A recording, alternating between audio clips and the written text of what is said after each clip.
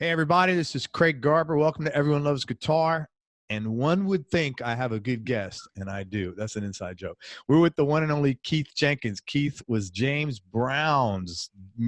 James Brown's guitar player and music director for 12 or 13 years. And he's got great history. He's a great player. And I want to just two quick announcements. One is to thank Chris Nix for hooking us up, our mutual friend. And the second one is, well, it's two-part. Actually, don't forget we're on YouTube now and iTunes or wherever you listen to podcasts. But if you want to watch the video, you can check it on YouTube. And if you know or have contacts with Tony Iommi, Jimmy Page, Carlos Santana, Mick Taylor, or Joe Walsh, I'd love to get those guys on my show. And please connect me with them. I appreciate it. Anyway, Keith Jenkins, born and raised in Augusta, Georgia. He was encouraged by his older brother, started playing guitar at age 11, originally inspired by Eddie Van Halen, Angus Young, and fellow Augusta native and former guest of this show, the one and only Steve Morse. As a teen, Keith became fascinated with the music and persona of soul icon and fellow Augusta native James Brown. Upon learning that Mr. Brown had a massive back catalog of releases spanning almost 40 years, Keith sought out anything he could find by or related to James Brown. Serendipitously, at age 20, Keith was offered the opportunity to audition for his idol, James Brown. He spent the next few weeks learning the guitar riffs to as many James Brown classics as he could, thinking he'd make a strong impression by demonstrating his knowledge of Mr. Brown's catalog, particularly the dozens of hits Mr. Brown still performed in his live show. Keith, one would think that everybody would go to an audition thinking, hey, man, let me learn as much of the guy's material as possible, right? Right. You did it. Or in Augusta, Georgia, you know, one would think that musicians would, that would be just a thing that you did as a musician, would be to have some sort of thing prepared in case you ever, because you know you would run into James Brown around town. You know would be out, and he would go to, sometimes he would go see bands and stuff, and especially like in the earlier in the 70s when he moved back here, and back in those days when you had a lot of R&B bands, you know, he was always looking for people, and so there was some of that. But Augusta's a strange place, you know, and nobody, not only was that uncommon, nobody was really into James Brown at all. And then I'm talking about 1990, 91. He was actually in prison when I got real big into him, and I remember when he got out, he was in for like 2.5 years. And you know, but nobody ever did what I did on any instrument to audition for him. Really? And, nope. Nobody ever came in knowing all those tunes, you know. And wow. I felt like that was my only chance, because I wasn't going to dazzle him with my, you know, guitar wizardry. I was not even really actively playing guitar when the thing came up, which we'll get into, I guess, that whole story. But so yeah, I felt like I better just know these tunes, you know. And anybody else around here could have done the same thing. Guess what? They still haven't. Yeah, right. You know, it's 25 years later, and you can't find 5 people who can play 5 James Brown riffs. Unreal, man. In this town. So that's that. I mean, if I grew up in Minneapolis, I would know some Prince tunes. Yeah, right. You know, if I was in New Orleans, you know, there's tons of things that you just have to know, and not the case.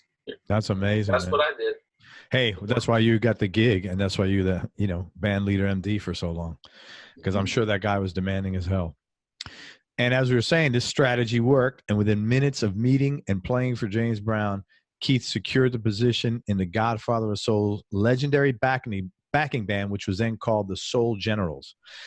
Over the next 12 years, Keith toured the world with the James Brown Show, and he performed at many notable venues, events, and festivals, such as the Concert for Rock and Roll Hall of Fame, Woodstock 99, Bonnaroo, Glastonbury, Montreal Jazz, North Sea Jazz, Live 8, Madison Square Garden, the Apollo Theater, man, that had to be cool, the Hollywood Bowl, Budokan, and twice inside the Kremlin. Keith also performed with James Brown on numerous television shows, including The Late Show with David Letterman, Late Night with Conan O'Brien, Motown Live, BET Awards, and even The Jerry Springer Show. Keith is featured in the concert DVDs James Brown Live at the House of Blues and 270 Miles from Graceland, Bonnaroo 2003, Woodstock 99, and the PBS American Masters documentary, James Brown, Soul Survivor.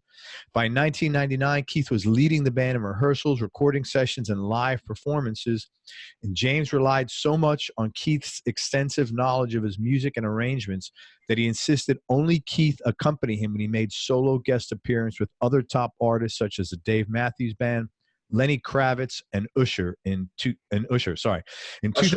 Usher, yeah. I have trouble saying anything after like 1980. Anything relevant in the last 40 years is I have to double take. In 2003, Keith was hired as a technical advisor and on-set music director. What's that? 2013. Oh, sorry, 2013. Keith was hired as technical advisor and on-set musical director for the production of the Mick Jagger produced biopic about the life of James Brown, which is called Get On Up. If you haven't seen that, I would encourage you to watch it. It was really good. And Keith even appears in the film in a concert scene as himself. He continues playing music for a living alongside writing, recording, producing, teaching guitar, and trying to master the Purdy Shuffle on drums. And so I looked up the Purdy Shuffle after this. That is like the most amazing thing I've ever seen or heard in my life, man. Yeah, it's Fool in the Rain, Led Zeppelin, yeah. Rosanna, and what's the Steely Dan tune that Purdy played it on? Don't Take Me Along. Was it Don't? No, it's on Asia. It's is it Home at Last or Home Again? Home at Last, yeah. Home at Last, yeah. And yeah. But to see he's such an animated guy, to see him talking about it and to see the joy that he has playing drums and just like, oh, ah. I mean, I like that. Yeah, man. Oh, yeah. I can watch those videos endlessly, just, So look up the Purdy Shuffle and check out Get On Up.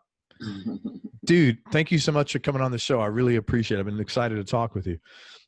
What were you doing musically? You started saying before, like right when the JB gig came up. Nothing. Really? I was in a band after high school, which is what led to getting in the James Brown band. But that band had broken up. And so I was 20 and I was enrolling to go to college and just trying not to be a bum. I didn't have a gig and I was still living at home. I'm back living at home now, but just me. And so, had my mom was, on my ass about what I was going to do. And so I was just working and about to go to school and kind of cool, kind of happy about it. And if something else came along to play, that would have been great, but I didn't see anything. And so I just was focused on working and getting in school. And as far as James Brown was concerned, I never considered that at all. I was just a fan. And I had met him a couple times, gotten his autograph, and I was happy. And I was just trying to collect a bunch of CDs and albums but cassettes. I've got all this, should be in all the things are in the other room. And so that was it. I wasn't trying to get in his band. I didn't think that was possible at all. I didn't think but lo and behold. How did the gig come up? Okay, so let's do a visual. Hang on. Yeah, man. All right. So You could tell your influence. I'm going to just tell my listeners that for those of you not watching this on YouTube, you could tell this man was influenced by James Brown. He is by far the sharpest dressed. I mean, he's not wearing like a tuxedo, but he's just got a nice. I don't have no. I'm not wearing pants. That's okay. It doesn't make you a bad person, man. Well, thank you. I appreciate it. Yeah, man, you look really sharp. He's got a nice button-down floral shirt. He just looks like a guy that's used to looking good, as opposed to me in my gym shorts and T-shirt. Was a guy used to looking bad. But man, you look good. You look good. You look good, Craig. I'm the best looking man. Try as hard.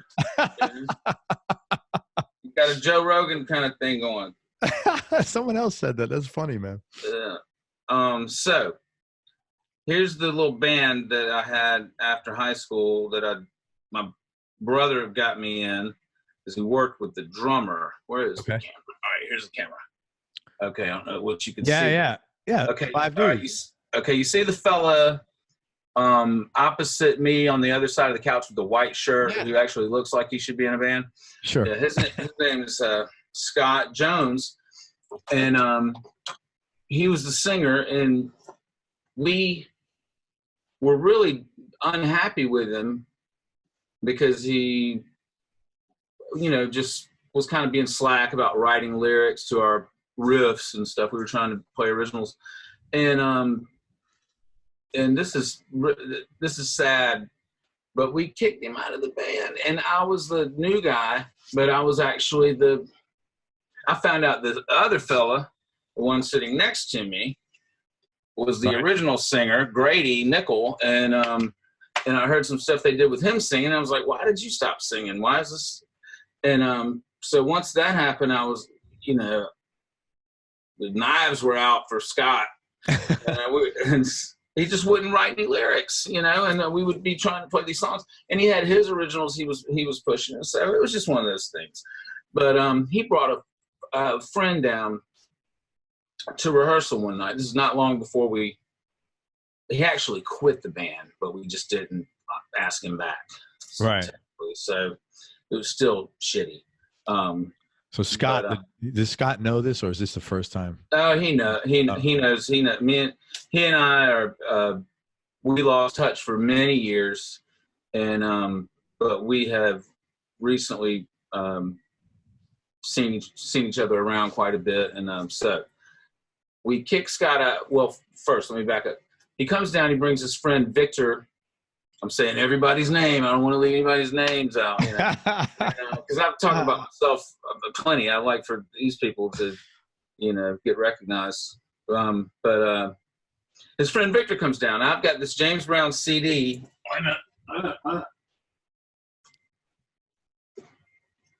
I had just bought this CD, James Brown, Soul Pride, the instrumentals, 2 CD thing. Just gotten it. You can see how faded it is. I bought this 1993. And so they were starting to really do these nice anthologies. Brown put out 11 instrumental albums in the 60s. Oh, wow. And him playing. Could you imagine back in the day, where guys like him would put out 2 records a year? 8 records? It was a couple of years. He put out at least 5 or 6 a year all through the 60s. In the 70s, he got cut down to 2. How crazy is that, man? And they weren't working. They were really kind of hodgepodge, like compiled from different sessions, and he rarely went in to make an album. Now, that being said, one of the albums that this is from was recorded in one night in Dallas, Texas, in the venue after the concert. He kept the band there, had Ron Linhoff. They recorded the show, and then he kept the band, and they recorded an album after the gig. Wow. So that being an extreme exception, he did get into that whole record an album as quickly as possible thing. More on that. Anyway, so I'm playing this CD, and I'm all into James Brown. We're not really rehearsing and everything. I'm just playing this CD, wearing everybody out with it. And Victor, the guy Scott brought down, he said, yeah, my sister works for James Brown. And I said, really? That's cool. Works in his office. I said, wow. And didn't really pay any attention to it, because around here, people love to simultaneously be ambivalent about James Brown, but quick to let you know that their uncle knows him or their dad or what. Gotcha. So I thought it was another just one of those things like, that's great. Didn't pay any attention to it. A few weeks later, Scott's out of the band. Never see this other guy again. Never see Scott again. I was dating a girl named Lisa Baggs, and I was working at Applebee's. The band went on with Grady. Then the band broke up. And she says, Scott called, and I wanted you to call him about this James Brown business. I said, what about it? And she said, I don't know, just call him. He's, doesn't he have a friend? I said, yeah, but that's nothing. That's just some bullshit. And she said, well, I don't know. He's called a couple of times. This is back in the early 90s. No cell phones or anything. Oh, so you were living with this gal? No, I was living at home.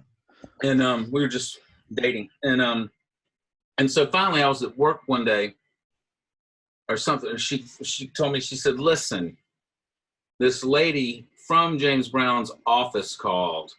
Will you call her, you stupid asshole? Call the lady. See what she wants. I said, okay, I'll call her. And I called her from the kitchen wall phone at Applebee's. That's so funny. And 733-1052, James. No, you're bullshitting, man. That's really, you remember the number? Oh yeah. And holy crap. And so her name's Maria Moon. She's still around. Sweet lady. She said, I said, hey, Miss Moon, this is Keith Jenkins. Yeah, I met your brother, and Scott told me to give you a call. She goes, oh yeah, I'm so glad you called. Victor and Scott told me all about you, and I think this is gonna be great. And I said, what? What's And she said, you getting to meet Mr. Brown and let him hear you play, and I'm sure he'll just flip out over you, and and so and then we'll just go from there. Are you ready? Do you have your passport? And it's like a whole other conversation was going on that you had no idea what. I said, I'm not sure what you're talking about. You mean like audition to be in his band? Oh yeah, that's yes. Victor told me that he knows music, and he told me how good you are, and I know that if he the way he talked about you, I know you're going to be great for it. And he told me how much you love James Brown, and I think this is really going to be a good thing. You ready to be on David Letterman? ready to go to Europe? Oh my God! And so it sounded like more bullshit, And I said, ma'am, I said, I'm sorry. I said, but people I don't really hear people talk like that very often, and it really kind of sounds like a too good to be true kind of thing. Like it's not real. And she said, oh, honey, this is real. This is real. Honey, this is you real. Need to just take it seriously. And I said, so you're asking me about playing in James Brown's band? And she said, that's what I'm saying. I said, is he there? She said, no, he's out of the country right now. They're down in South America, but they'll be back in a couple of weeks. And we'll get it set up. I said, what do I need to do? She said, you don't need to do anything. You just relax and just wait till he gets back. I said, can I call you? She said, you can call me anytime you want. And so I did. I'd call her every couple of days, Hey, Miss Moon, it's Keith. And she said, hey, honey, he's not back yet, but, how are you doing? And all just the kind of, and we got to where we were talking, every few days or so. Finally, I called one day. And I said, hey, Miss Moon, it's Keith. I'm just checking in. She goes, he's right here. Hang on. And she doesn't put the phone on hold. She just kind of puts it down to, she goes, Mr. Brown, this is this is Keith Jenkins on the phone. He's the guitar player I told you about. He was trying to find out when he could come in and meet you and play for you. He said, tell him to come in Friday at 3 o'clock. And I heard him voice down. I heard him say it, you know. And he said, come in. I said, I heard. She said, okay, well, there it is. And in the meantime, you had been working your ass off. No, I've been listening. I had just been listening to stuff. So I think maybe, I feel like you said, I feel like I did this over a weekend. I feel like there was a weekend, like maybe they pushed it back to the next Tuesday or something, but there was a weekend where I had the James Brown box set and a few other things. And I just went through, I had some live shows and I just started learning all those riffs and everything that I thought he might want to hear. And then a lot of things that I just wanted to play, yeah, because I thought they were cool. And so the day came, and so let me get this guitar. Hang on. Yeah, man, that'd be great. It's better if you just play the riffs. So I went in and I sat in the lobby in his office, and for what seemed like an eternity. Oh, let me just tell you. After hanging up that phone, I had to finish my shift at Applebee's. It was excruciating. It was already hell, and now it was, and I couldn't tell anybody. I had 2 weeks of walking around with this thing, this possibility, and I was already cool. I was like, I didn't need this. I didn't need this to be dangled in front of me, and so I told a couple people, I didn't want to go around telling everybody, hey, I got I might get a gig with James Brown. Get the fuck out. I didn't want to, I just. Yeah, you'd be another one of those guys that everybody. I had to, yeah. So it was rough. It was a rough 2 weeks. So anyway, I got down on learning those riffs, and finally they called me back. His office was pimped out. He had like leopard print carpet and leather couches, as you would, and there's some kind of weird green light down the hallway and some neon, and so his office was down the hall, and in the back, and I walked in and had my guitar and my amp. Which guitar and what amp do you have? I had a red. I have a picture of that. I'll send you. I don't know how much production you do on these things, but if you want, I can send you. Yeah, send me those pictures. I'll use them. Yeah, that'd be fantastic. I would love it. Yeah, and so you can do a visual while we're talking. Yeah, man, that'd be awesome. Did your folks know? Had you told your parents? I told my mom and my dad. I don't think I was in a lot of contact with him at the time, but I think by the time he found out about it, I had the gig. Right. And I got some hella pictures. I always have to find this particular one. It takes a while, but I'll find it. Anyway, so I go. He says, "Put this down." I'll send it.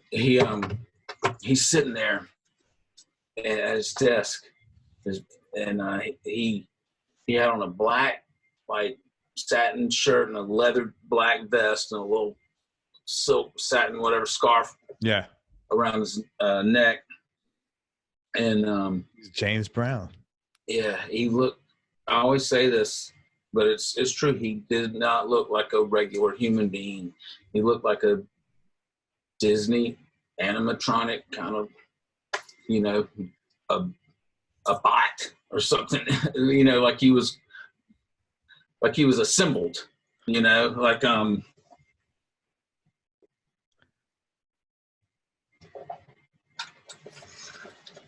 like he wasn't real.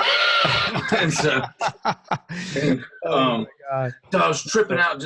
I had met him before, but I'd met him twice, but he didn't remember me. I was, in throngs of fans.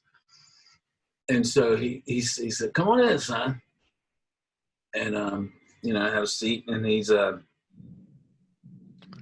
I introduced myself, and he said, "Well," he said, "Miss Moon speaks very highly of you." And I just wanted to sit and talk for a minute. What are you doing? What are you doing right now? I said, "Well, just working and trying to go to school." And he said, "You're not in college?" I said, "I graduated high school and I'm about to maybe start college." I said, "But I don't know, I might put that off if there was another opportunity." And he said, "Well, what you trying to do?" And I said, "Well, Miss Moon said there might be a chance to speak up, son." You know, because I couldn't say it out loud, like play in your band. Yeah. It just sounded ridiculous. And I said, "Well, Miss Moon said maybe there was a opportunity to work with you, which would be incredible. And I'm a huge fan of your music, and just to meet you is amazing enough." He said, "Well, I'm thinking about making a couple of changes, so we'll see." He said, "Well," he asked me about my mom and my dad and all that. He said, "Let me hear you play something." Let me ask you, hold on, pause 1 second. That's interesting that he asked you about your mom and your dad. Not a common question for in a band situation, you know. What so he was the kind of guy, obviously he's looking he's a little more deeper than the average person. He wants to just get to know who he's with and the kind of stuff like that. Well, in my case, I was so young, and I was 20. I looked 15. You do look young, man, to be honest with you, which is great, man. Well, thank you. And but after, he'd been in the business for 40 years at that point, and he dealt with a lot of people's moms and dads over the years. So he wanted to know. Yeah. I don't know if he didn't say that so much, but part of it was just general politeness and interest, and another part of it was probably, who comes along with this person. Right. Yeah. Because there were certain band members he would get a call from somebody's mom every now and then. So, but he didn't say it like that, but he did ask about him. And I also like coming from New York City. I really appreciate the Miss Moon, Mr. Brown. The Southern politeness that's really cool. That, like, in New York, it would have been like, "Yeah, James." Yeah. Oh, you know what? Down here, there's some of that down here. There's a lot of that down here because people go, "Oh, he likes to be called Mr. Brown." Well, he's an old man. Yeah. What are you gonna do? Why would you not? Who else would you come approach this? Your elder, and not, but because. So what's different about him? So there's that. And no, I get it. He's early in his early days. He could, people like promoters and agents and music business people wouldn't even call him James. They'd call him Jimmy. Oh my God. And so because of the race thing.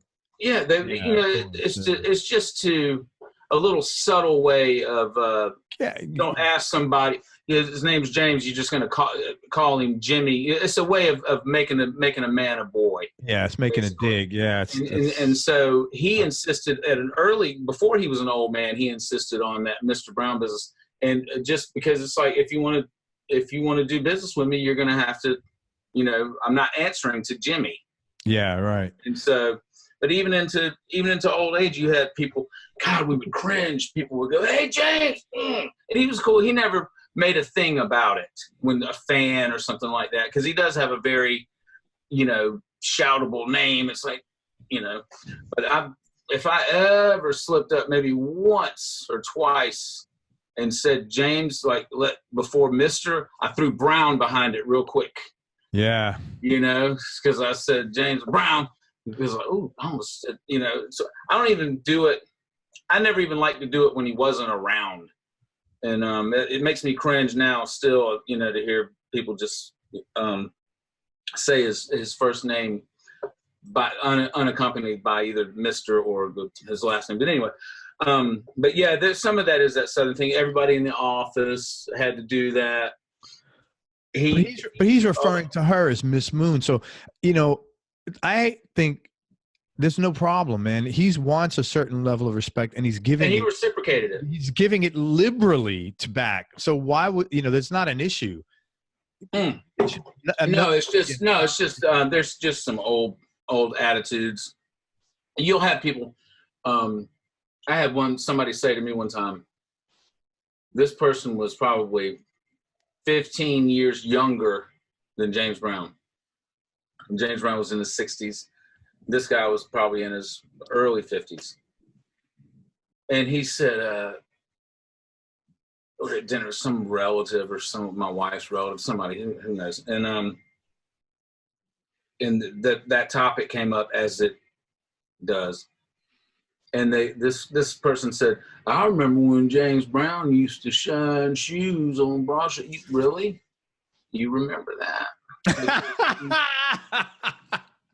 You know, because when he was 10 years old shining shoes and you were -5, that's some memory. Holy shit. That's the kind of thing. Oh my God. But anyway, that's great. That's I get up, I plug up I had a red PRS. When you were -5. Yeah, getting your shoes shined. You know? And oh my God. I had a red PRS and I had a Bandmaster head that I still play. Same amp I bought for $100 26 years ago. And I got my stuff plugged up and he's just sitting there just kind of looking. And so I got my guitar and I stood up, you know, and I had my tie on and everything. And so I said, I don't really know what you nervous as shit, you know. I don't really know what you cannot imagine how nervous you are, man. Yeah. Want me to do, but I was prepared. But here's the riff from some of your songs. Here's Give It Up, Turn It Loose. I'm nervous now doing it.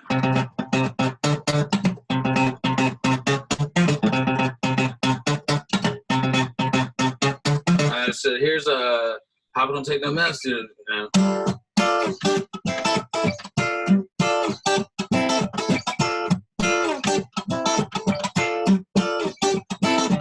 And I think I play like something else that was funky like that, like a Payback or something, you know. Something, I don't know. And I played Soul Power. I said, here's Soul Power. Oh, what a riff. Oh. And he said, I take it to the bridge. Yeah, He's man. sitting at his desk and I went.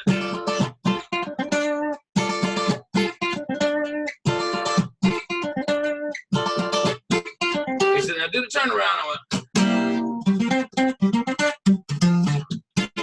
And he said, oh, I can't believe it. He said, where you come from, man? I said, I'm from here. I'm from right here. He said, you're not from here, son. You're from somewhere else. Lay back. Be cool for a second. And he hit his button on his phone. He said, called all the office people. He said, Miss Ware, Mr. Friday, Judge Bradley, Miss White, everybody, come to my office. Everybody just come to my office right now. And he just sat back. He said, just wait a second.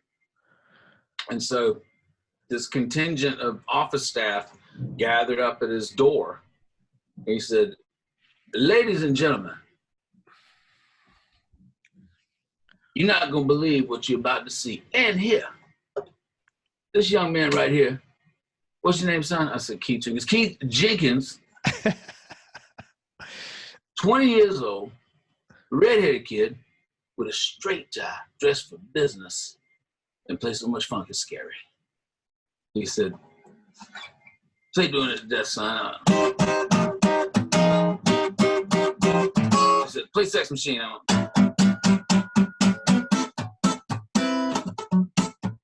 He said, play Cold Sweat. He said, play Try Me. It's MC. Try Me. He kind of sang a little bit of it. He said, play Man's World. Play Please, Please. And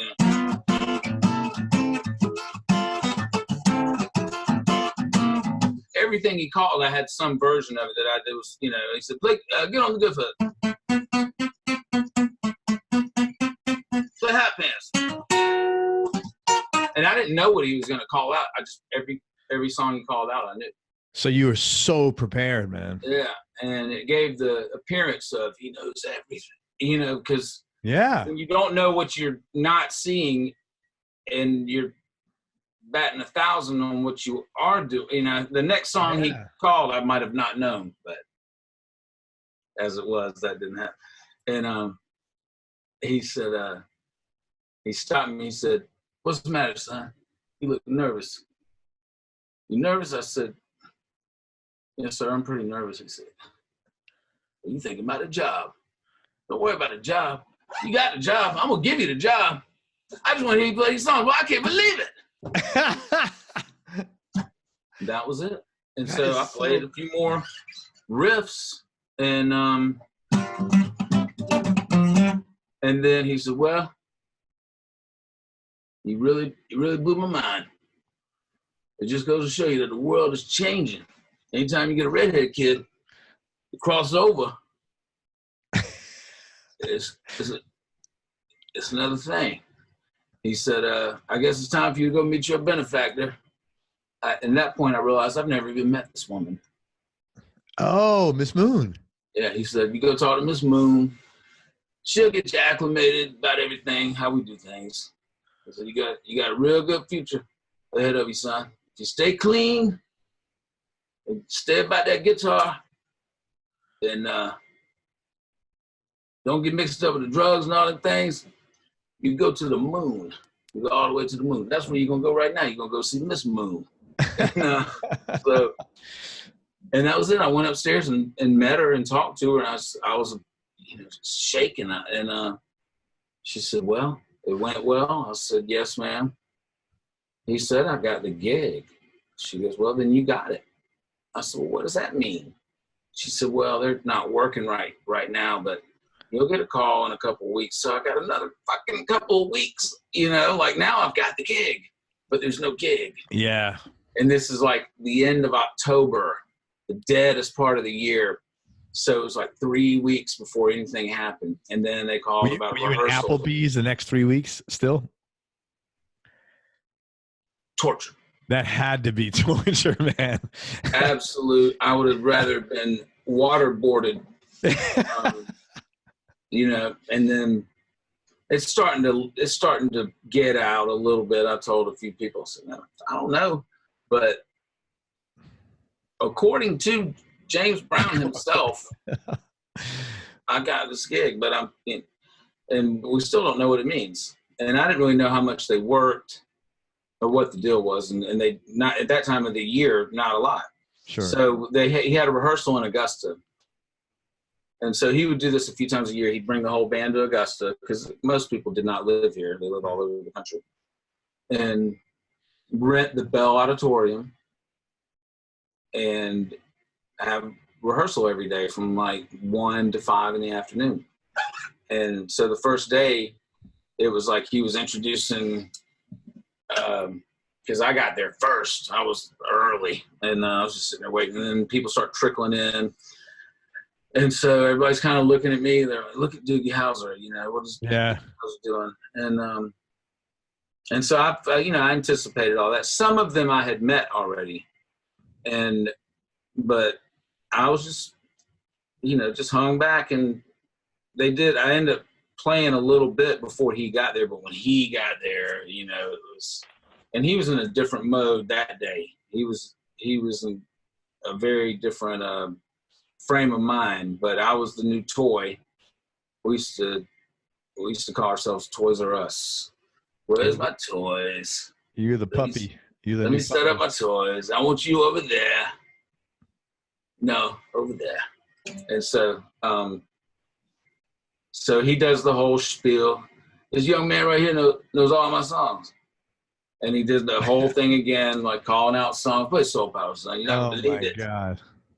And so right away, it's not like they all went, oh, wow, great, thank you. You know, where's Miss Moon so we can thank her for bringing this 20-year-old Opie, you know, lookalike contest runner-up who knows a bunch of riffs. Wow, you know, but so they were taking bets on how long I would last. Like, it was really down. The smart money was on not till the end of the week. Oh, wow. But there was a few bets of not till the end of the day. Wow. And, what happened? How did the guitar position come open? Ron Laster, who's my dear friend, mentor, somebody you should talk to him. He's hilarious. They had a problem. They were in Rio, and Tony Jones, another guy here, and somebody went missing, and there was just a rough period where guitars were coming up missing, and people were coming up. There was just things going on, you know, people getting confused about where they were supposed to be, I guess. I don't know. But they had hired a guy from the outskirts of Augusta, a white guy. He got to the rehearsal phase and got to go to a couple of shows. He never made it on stage. Oh, and wow. He had no real regard for, I think Miss Moon brought him too, but he didn't really understand where he was, you know, and what the gig was. He was a bedroom noodler, rocker, shredder wannabe. He didn't know. Oh, so he thought it was about him, not about you. Yeah, he didn't know anything about sitting there and playing. That was, you know, like, what is that? You know, like, you might have to do that for 20 minutes. Yeah. You know, and so I was all about that. I was, you know, I was lucky. I was hoping I didn't get called for a solo. Yeah. And so he didn't make it. Ron was still around when I got there. Tony was gone for the moment. And so Ron was there since end of 79, 80. He's in Rocky IV. Oh, okay. And a lot of YouTube stuff you'll see Ron on, and call him Rock. But anyway, so there was a spot, and it's a 2-guitar thing. A lot of those tunes only have one part, but a lot of them have 2 parts. So a lot of them really don't work as well with the just one thing. Like, you know, a song like "Get on the Good Foot," you know, it has like one guitarist doing that, and the other one's doing this straight 8th note kind of thing, but they're so prevalent on the record. Or Hot Pants, you know, you got one is going, and the other one's just. So anytime you had those kind of parts, but some songs, like "I Feel Good," this is the guitar, and I feel good. I feel good.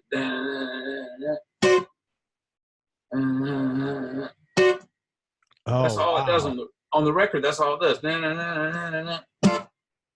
And so, but of course, live, you know, there'd be all kind of extra shit with, you know, which I wasn't really into that. You know, you had to, if a song had one part, you had to add another one. You did, but I wasn't trying to I was trying to be as authentic, I guess, as I could with the parts, because some of those songs and arrangements had really strayed by that point. He would keep fucking with parts, and so some of them had gotten where they were doing it to death was unrecognizable, you know. And anyway, I could go into all that kind of forensics about the parts, but so I just wanted to, like, the band was at the Days Inn, and so the first night. I'm up there trying to hang out. Yeah, I lived in Augusta, so, but I'm up there just trying to hang around, be around the cats, you know. And the closest band guy to my age was 10 years older than me. Oh, and wow. And up. So there was nobody in my age group except some of the dancers. He had these. We had a troupe of dancers that were in their 20s, young, hot. How many people were in that band? Oh God, I mean, it varied, but it would swell sometimes. Like one period, we had 7 horns and 6 backup singers and 3 guitar players, 2 bass players, always 2 drummers, percussion player, Danny Ray, the MC, and then 5 or 6 dancers. And the dancers one by one got, that was an after prison thing. When he came out, he hired all these dancers because of Rocky IV, that he had seen these Vegas-y showgirl kind of things, and he wanted that kind of look. And then we had 2 hip-hop dancers. Now, our 2 hip-hop, 2 of them, there were different ones over the years, they were called Lock and Key. And one of them was Heather Hayes, Isaac Hayes' daughter. Oh, wow. She has her own band now. We're both in bands on East Coast Entertainment. I'm in this, wedding band, and she's got her wedding band too, Heather Hayes. But she was a dancer. The other, for a while there, the other dancer was a young lady named Sherry Sullivan, who was Miss Black America. Wow. And she went on to be a Nitro girl on wrestling after she left Brown. She was a total brainiac nerd. She was like taking college classes while we were touring, and she always had math books out and everything. And I used to I'm like, why are you doing that? Don't you see? We don't, you know what I mean? You don't have to learn anything anymore. But she was real focused. I would love to see her again. I still see Heather every now and then, every few years. But and then we had the regular troupe of the Dancing Stars. So it was like 2 little sets. It was the pair of hip hop girls, and then there was so that dwindled down. At one time we got down to 1, but by the last few years we just had 2. But that's an exorbitant payroll that's a lot of people to support, man. A lot of people, and that's a lot of people to cram on one bus, and a lot of people to manage. That's not an easy thing, man. No. You kind of have to be, the stories of him being mercurial and rough, you kind of have to be, if you got 20 people or even 12 or 13 people that you're responsible for, man. You can't just say, hey man, you guys just hang and do what you feel like. or you can't make people feel like they can come to you with their problems. But you don't really want to say, I don't want to hear about your fucking problems. Yeah. But imagine if everybody felt too comfortable going, I'll just go talk to Mr. Brown. You thought twice about that shit, especially if it had to do with money or anything like that. He was very difficult to approach about money. You had to really be ready to go. You had to be ready to, like, this might be the last conversation. If I say the wrong thing and it falls on his ears the wrong way, I might have to go. Or now he would always, or something. But here's the thing. He would hire people back. All you had to do, depending on what your offense was for getting fired in the first place, your offense, which they varied in severity, but he would take people back. Sometimes people didn't want to see come back, really. You were glad they were gone. Like, finally, you got all those people. There's going to be all kind of personality clashes and stuff. Sure. And I'm sure there were people that felt that way about me, but I was there. I was not an in and out guy. I got fired a lot, but I always got rehired before the next thing.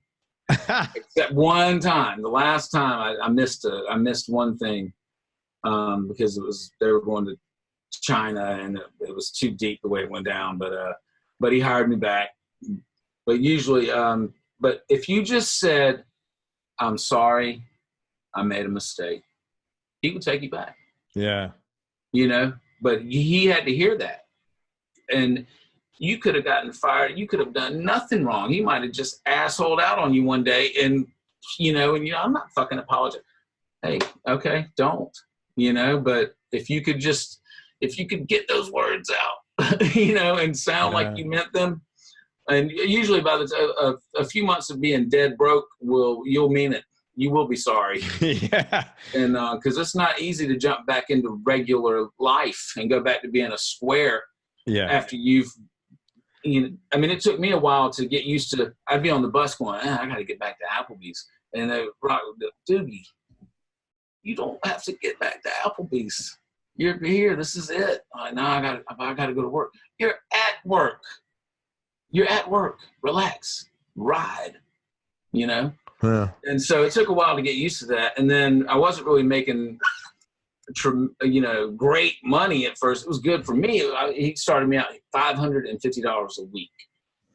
Sounds great, but how many weeks? The first few months we only worked a couple of weeks here and there. So, but it was still a lot of money. It was still, and we got paid in cash. It was so gangster. They just Really? envelope with cash. Yeah, like Why would he do that? Because he would get paid in cash, I'm assuming. Sometimes, and because everybody was 1099. He was doing that. Everybody does it now. They do that shit now in real businesses. They want to 1099 everybody. Yeah, right. But we were doing it back then, and so it was tough when I went to buy. We started getting checks. It wasn't until the last 6 years or whatever where we got paid in checks. They never took taxes out. And oh my God! So it was 1099. God, but I felt like I was loaded. And then after I've been in the band. It was May. He used to do the birthday bash in May in Augusta, and he'd bring all these people for his birthday. The OJs one year, and he'd bring country acts. It's for everybody. I want to leave nobody out. So he had Aaron Tippin, Slash came. I got some great Slash stories. And CC Peniston, Tone Loc. Tone Loc? Tone Loc came to Augusta for the bash. Who else? Kenny Wayne Shepherd, Bootsy Collins, his alumni. Wow. Isaac came one year. A lot of R&B groups. It was great.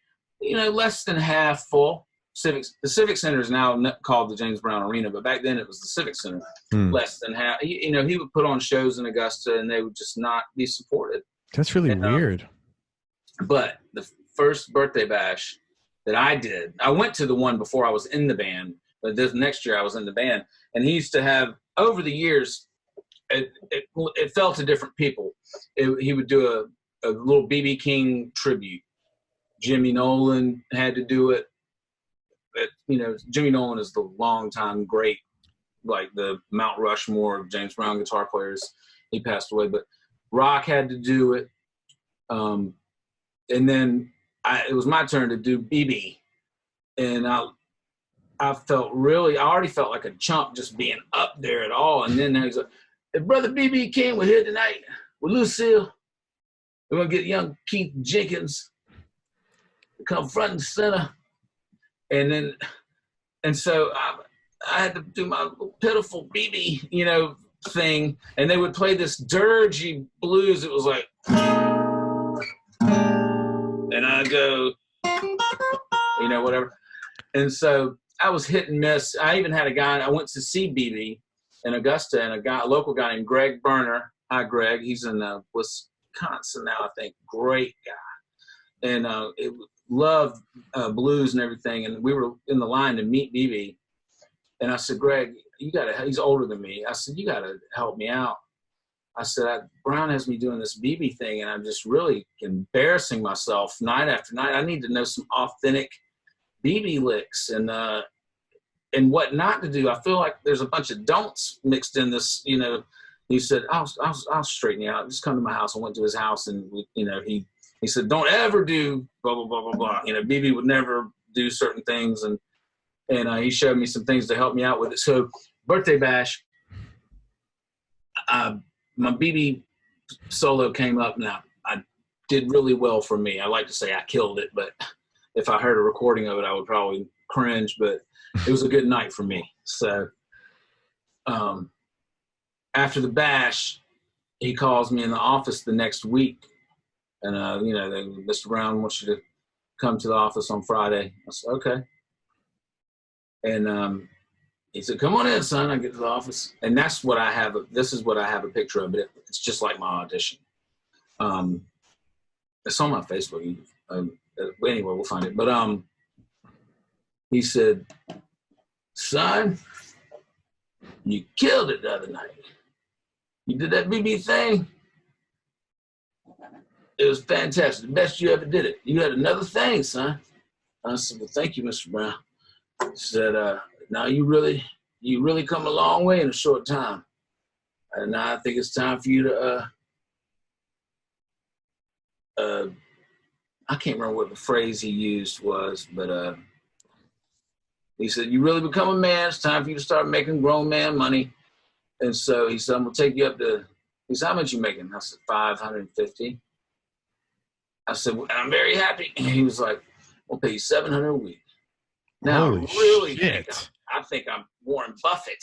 You know, like. But, as a percentage, that's a fucking 30% raise. Yeah. And then he said, I said, well, thank you, Mr. Brown. He said, you earned it, son. You earned it. A lot of them cats didn't think you'd make it this long. And he said, you know that solo in Too Funky in Here? I said, yes, sir. He said, you know it? I said, oh, I know it has. I'm familiar with it, but I'd have to learn it. How long did it take you to learn that solo? This was played by a session guy.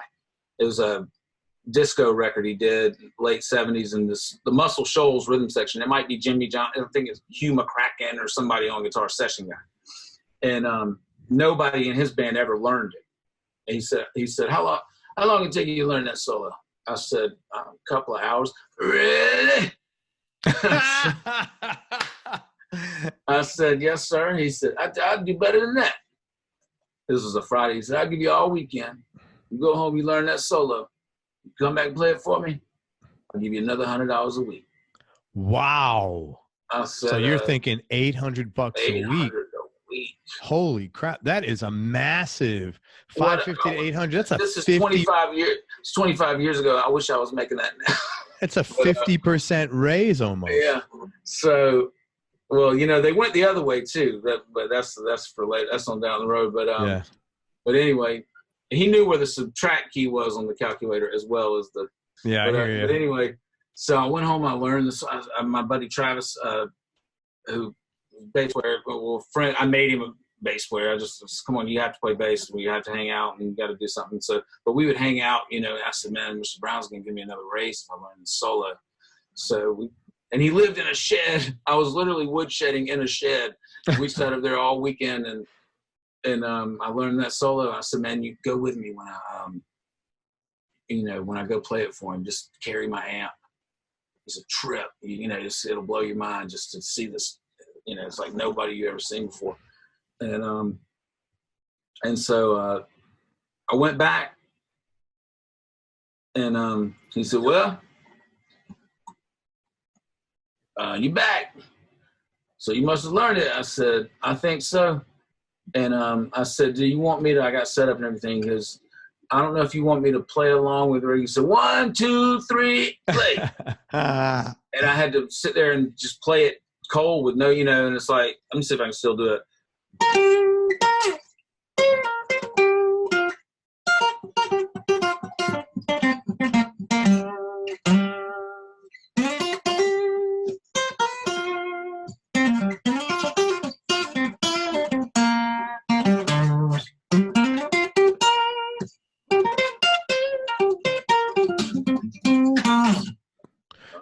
It's a solid minute of, close to a minute of playing there, man. Yeah. He said, and I kind of flubbed one little thing.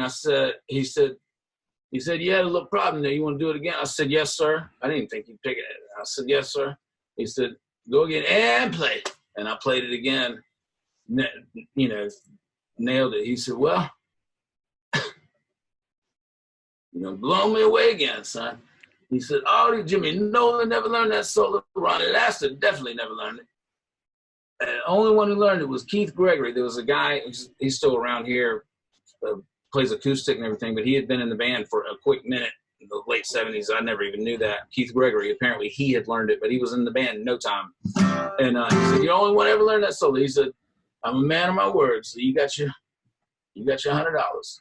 I said, thank you, Mr. Brown. And it was like, great. It was just like, you know, the greatest. I came out of there like, man, let's go straight to the bar. You know, I mean, right. Travis was just like, I was all happy, and Travis had this look on his face like he did, like I felt when I came out of my audition, like I didn't know what the fuck just happened. Yeah, like what just went on? Like, what? You know, I said, man, I told you, man, it's just wild.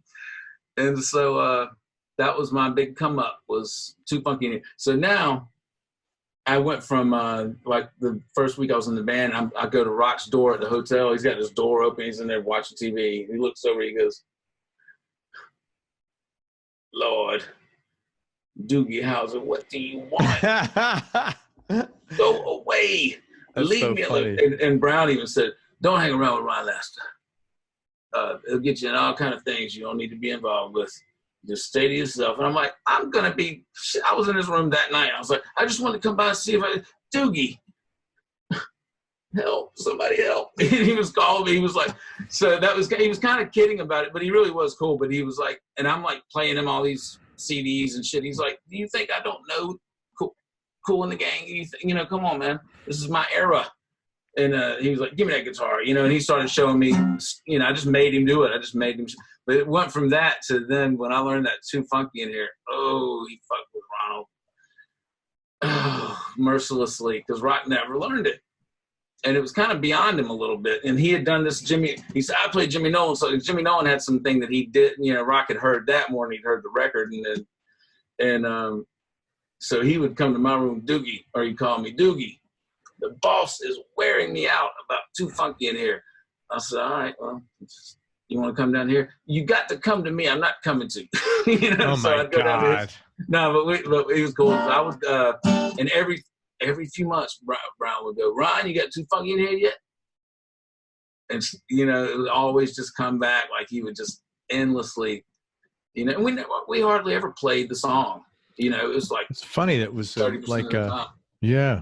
But he was like, that's a jazz solo, son. But anyway, that was a fun little deal, but not for Ronald. Yeah. But, we laugh about it, but Too Funky in Here. But that was a big, you know, my thing was I didn't know what else to do. I know how I was kind of viewed, and I know I was a pain in the ass, and I was a super fan. Nobody wanted to get on I would get on the bus after a show and put on a fucking VHS tape of James Brown live. Somebody like, dude, you turn that off. You know, like we don't, Yeah. You know, but I was that deep into it. I would sit there, you know, he and I could be in an argument and personally like not happy at all. I'd still be listening to it. Like, But I get that, man. Cause I totally separate the, you know, any negativity that never affected me like in the music. But your gratitude level for what the opportunity that you had been given at such a young age, randomly, unexpected, man, I totally get it. I totally understand it. And it's like, if anything, in a way, I bet it probably made you even more of a fan because you saw that, you know, you're there, you're doing it now. I really get that, man. Well, it really was, it wasn't that great, you know. There was a lot of things. It was grueling. You were saying that there was some difficult things. Oh God, yeah. To what extent can you share without? You know, I mean, the bus was. Oh God, you know, a band that big, you can't imagine being that many people on one bus. And including James. Or he have a separate bus? No, he didn't have no, he flew a Lear jet. And I mean, he didn't ride the bus. He rode the bus about 3 times in the 12 years, and I'm talking about like an hour ride. No, he didn't ride the bus. But he fly private jet. He flew private, yeah. And I used to get to fly with him a lot, which. When you did the solo gigs. Well, and some to regular gigs sometimes, because he'd be, you know, especially things like on the East Coast, like New York, New Jersey, and all that. He'd fly up there the day of the gig and fly home if it was a one-off after the gig. And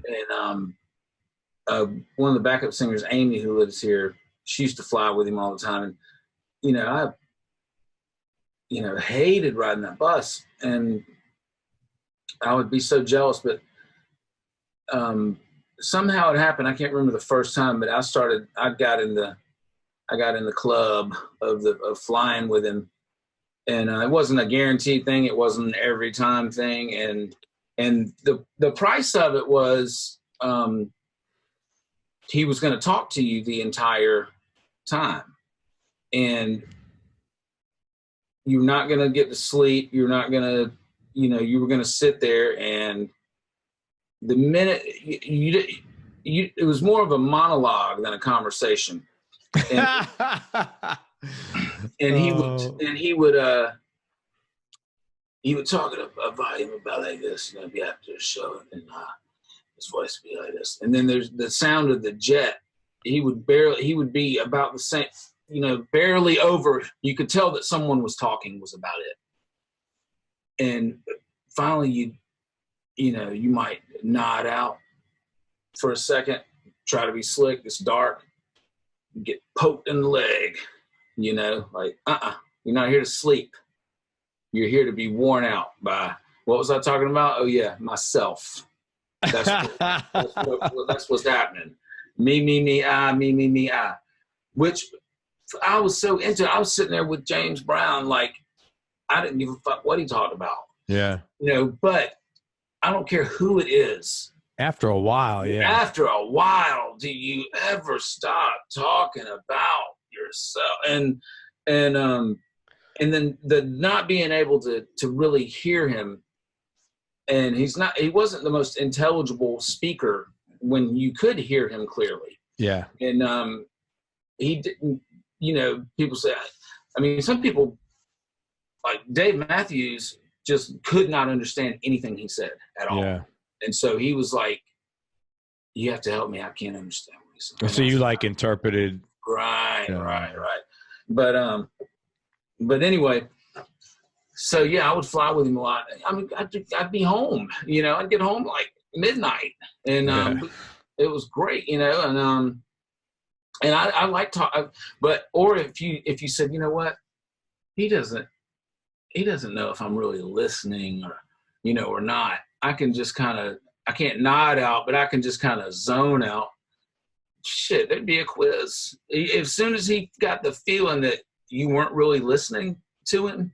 And so I would sit there and it's like, well, I can't hear him. So I'd have to say, I'm sorry, Mr. Brown. You know, and he'd say it again. I'm sorry. I still, no. And I feel like rude, like I'm not trying to make you repeat yourself, but I can't.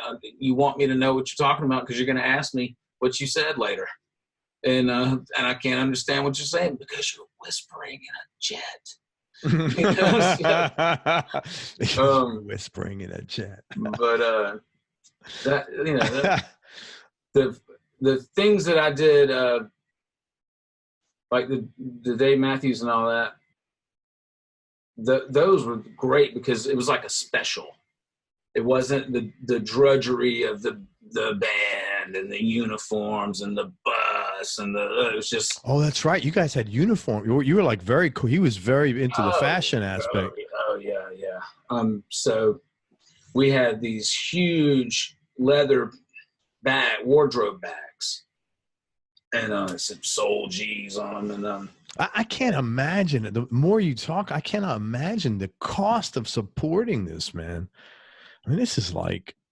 Yeah, it was. It's like a theater. The overweight. Yeah, the when I first got in the band, they had just gotten these Fender. What were those things called? Tone Masters. They had these.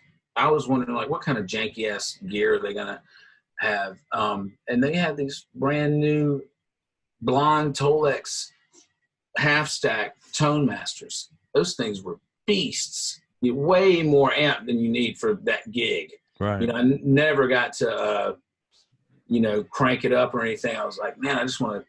I mean, I remember one time being in Vegas or something, and we do like 5 or 6 nights somewhere, and I would go down like during the daytime just so I could play through that amp, you know, like not be stopped, you know, because you couldn't, like, you know, make noise.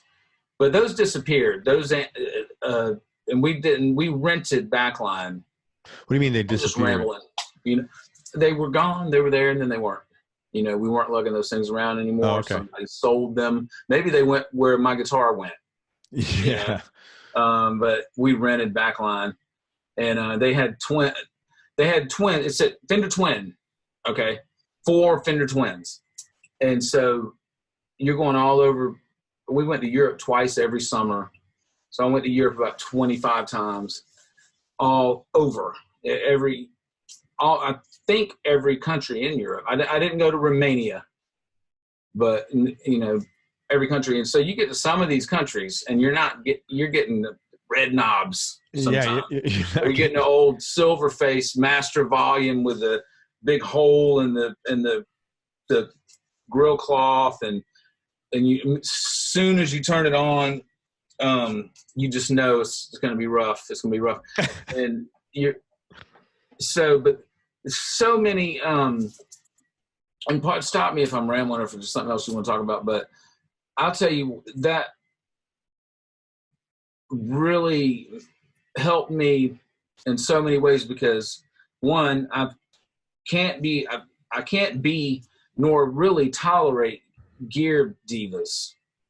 You know, yeah. You had to make do with what. Yeah, you had to, because our road manager, stage manager, production manager, sound man, Mr. Ronnie,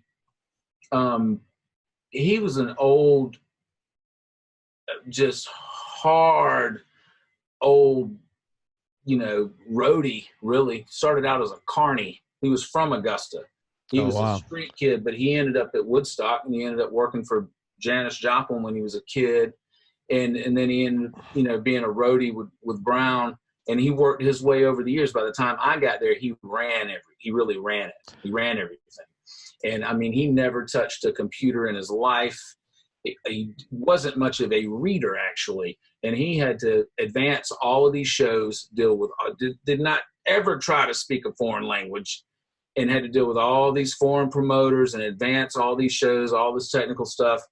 And if you came up to him and said, Mr. Ronnie, this amp sucks, he would say, well, he'd have a cigarette. He said, well, first of all, you ain't even said good morning, Mr. Ronnie, to me, so I don't even really hear nothing else you said after that. You know? It's like a politician. You'd have to back up, you know? It's like somebody walking in your house and you make them go outside and knock, you know? Yeah. But it was like such a good lesson. Don't come to somebody and just first thing of the day with some fucking problem, you know, and act like they're supposed to serve you. You know what I mean? Like, you got to do it a little different. So that was just like a lesson in basic manners. Hey, Mr. Ronnie, how you doing? Oh, I'm good, Doogie. How you doing today? I'm all right. Hey, what's is this the only twin? Well, I got a Standell back there. He'd always threaten you with the Standell. But by the end, just to tell you how much it changed, because I was, you know, I was trying to figure out how to get along with people and how to negotiate the situation that I was in. Because you'd say something to Mr. Ronnie, well, it sounds like you need your own band. Oh. But that sign out front that has James Brown's name on it. Don't have your name on there. Wow. You know, wow. So you'd have to back up again. You got to really figure out how to negotiate. Yeah. So you back up again. Let me start over. Man, by the end, me and Mr. Ronnie were so cool. By the end, he would call, well, Doogie, they got us, because I'd be complaining about, why do we have to go to the venue at 2:00 just because y'all got to be, you know, can't we?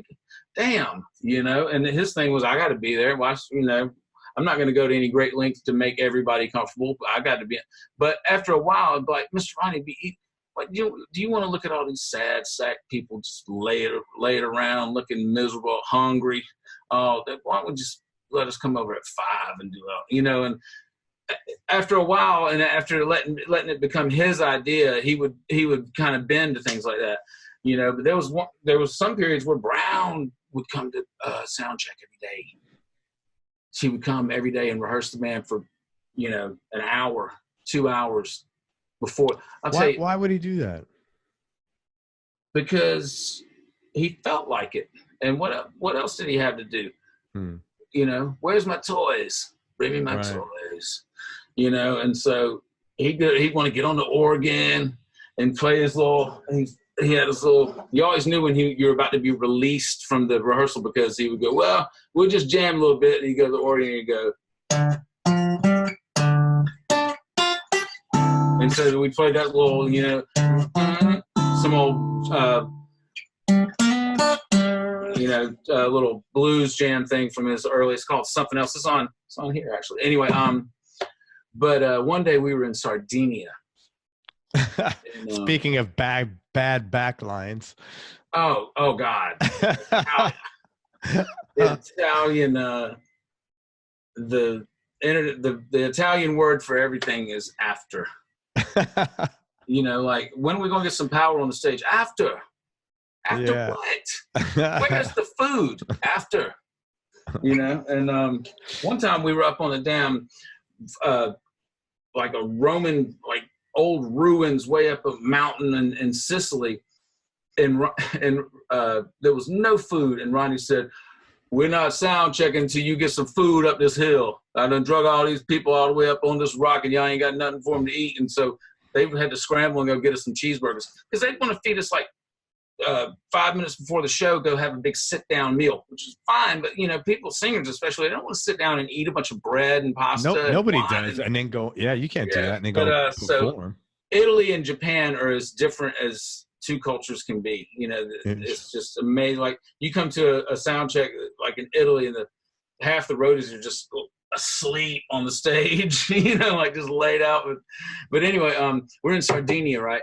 We're outdoor, not a covered stage, just out in the sun. There's not a cloud anywhere, and the sun is just right there. It's just at 12 o'clock, and then here he comes, and he wants to rehearse.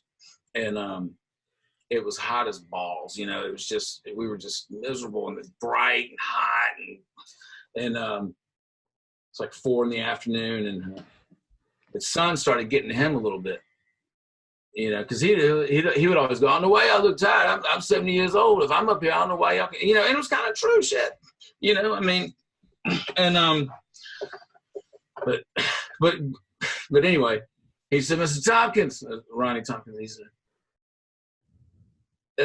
that sun is too hot.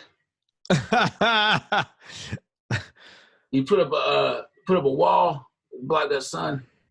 And Mr. Ronnie said, "You talking about that sun right there?" And he said, "Just put something up. Can't y'all rig something up or something? We got to rehearse. We got to get this music. We're not trying to kill ourselves out here in the sun." He said, "You want me to build a wall, Mr. Brown?" And Ronnie's over there, his head's all sweating and everything. He's all beaten up. He's like, "You want me to build a wall to block that sun?" And he said, "Just do something, Mr. Tompkins. Just figure something out. Fellas, y'all go in the shade for a minute." Cool. So they took 2 mic stands, 2 straight stands, and extended them as high as they would go, which I found out is about yay. Yeah. And they got some stage black drop cloth, and they hung it on these 2 mic stands, and it would only go so far. It was, 6 feet wide, and the whole 11-piece band. He said, "Now, fellas, y'all come here behind this curtain." And he gets us all huddled up behind this little thing. Get in here, get out of that sun. And then he said, "We got to rehearse. It's imperative that we rehearse. It's crucial." You know what song he wanted to rehearse? "I Feel Good." Oh my God. He's a big, strong D. That was the cue for "I Feel Good." Like, hit a big D chord. And I was thinking to myself, wow, thank you. Yeah. Because we really needed to brush up on "I Feel Good." Like, you didn't know. We did about half the song, and he said, "Okay, that's good, fellas. Get some rest. Let's not kill ourselves." Oh, so he caved. Oh yeah, and so that was it. But he just wanted to see what, it just. It might have even sounded absurd to him. It was so frustratingly present and bright and hot. And we were all thinking it like, God, I wish if there was just something to block that sun, this would not be so miserable. But he said, you put up a wall, just construct a wall. So that was that was the day. That was just those kind of things that happened. But what I was going to say was, by the end, I taught Mr. Ronnie. I said, Mr. Ronnie, will you please change when you do the rider? Will you just add in there 65 reissue twin? I said, it just says twin. That's the most ubiquitous amp in the world. There's a lot of dogs. There's a lot of bad ones out there. It's torture. I said, at least if you get these, this is right when they'd come out with the 65 twin. I said, they're all brand new. You know, there aren't any bad ones out yet. They're not old enough to be bad. You know, we're getting these damn any twin, the twin. We'd get the twin, you know, and there's red knobs sort of where he even got to where he, you know, felt for us on the red knob. And by then he would go, well, Doogie, they got 5 or 6 twins over there. You go pick out which one you want, and then the rest of them can fight over what's left. Oh, okay. Know? And so, but prior to that, he was like, you know, I got a Standell. You know, if you don't like the twin. But anyway. Was there any occasion where you get to see like maybe his softer side? James, Mr. Brown, I should say. Yeah. He was cool a lot of the time. The thing about it is when he was cool, he was really cool, super cool. He could do things for you because he had so much power. He could do things he could change your life. You know, just, it was nothing to him. Just the ability to affect your circumstances for good, for better or worse, was amazing. It's just, he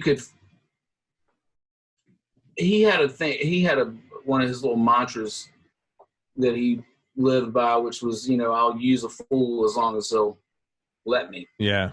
And so certain people who wanted more than they were entitled to, or had a very inflated view of their own, sometimes inflated by him. He would inflate your view of yourself. You could not let your self-worth and all that be dictated by his moods. You would play horrible, have the worst night ever, and he'd give you a $500 bonus.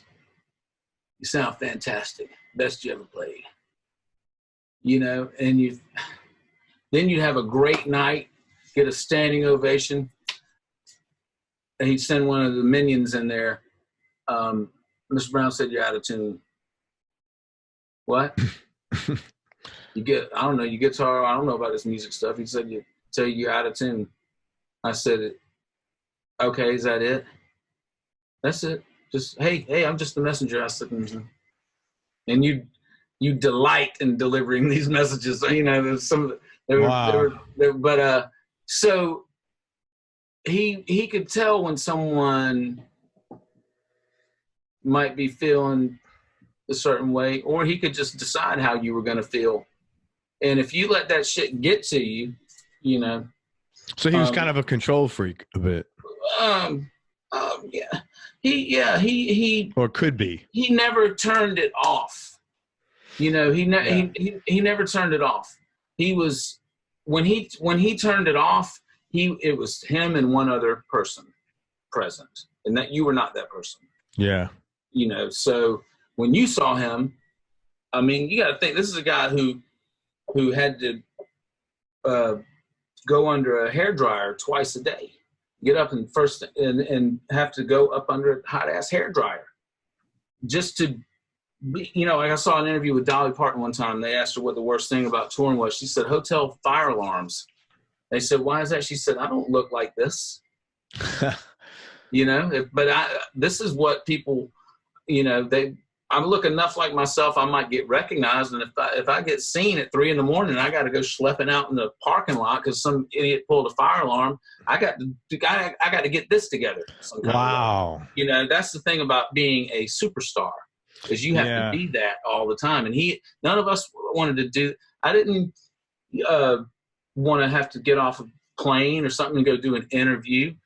Talk to somebody, do an interview. I'm just kidding.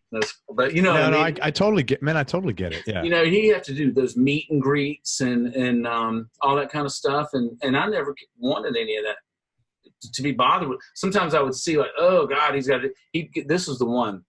He'd come off stage, and another thing you don't realize until it happens to you is that spotlight is hot. Yeah, I would imagine that. And you'd get called out for a solo or something, and you'd get that damn, you know, you get roasted by that spotlight for a couple minutes, and you think he's standing in that thing. There's sometimes they'd have that spotlight on him. I know you're watching the clock. You can cut me off. He's standing in that spotlight, you know, 2 hours and dancing his ass off and singing and just getting, you know, roasted. Come off stage and have to go up under a hairdryer. Oh, to go out and do the meet and greet. Or just to go from the dressing room to the limousine. You know, he can't come out of the dressing room all sweaty with his hair all, you know, post show. He'd have to go back up under that hairdryer. I'm not doing that. You know, I'm never gonna be that kind of, you know, I knew then, okay, that's a different thing. That's a different level of commitment, you know, to your job. His job was being a rock star, being a superstar, and he did his job. That's the thing that people don't get, is that, you know, they look at celebrity and all that kind of shit the wrong way. For somebody to carry that band around and have all those uniforms and him have all that stuff and maintain the hair and his teeth were, you know, he had to have dental work all the time. But, you know, he had total implants and everything. And just the pain and, you know, of just maintaining that, you know, it's like that's the part of it that people don't realize. And he never complained about any of that. He wore cowboy boots. God, I can't imagine how hot that would have been. I mean, they're $2,000 boots or whatever. They're probably, you know, not bad, but he never took them off. You'd be on a plane going to Europe for 10 hours. Any regular human is going to take their shoes off at some point. Yeah. No. One time I'll tell you one more quick one. Holly Ferris, trumpet player, band leader.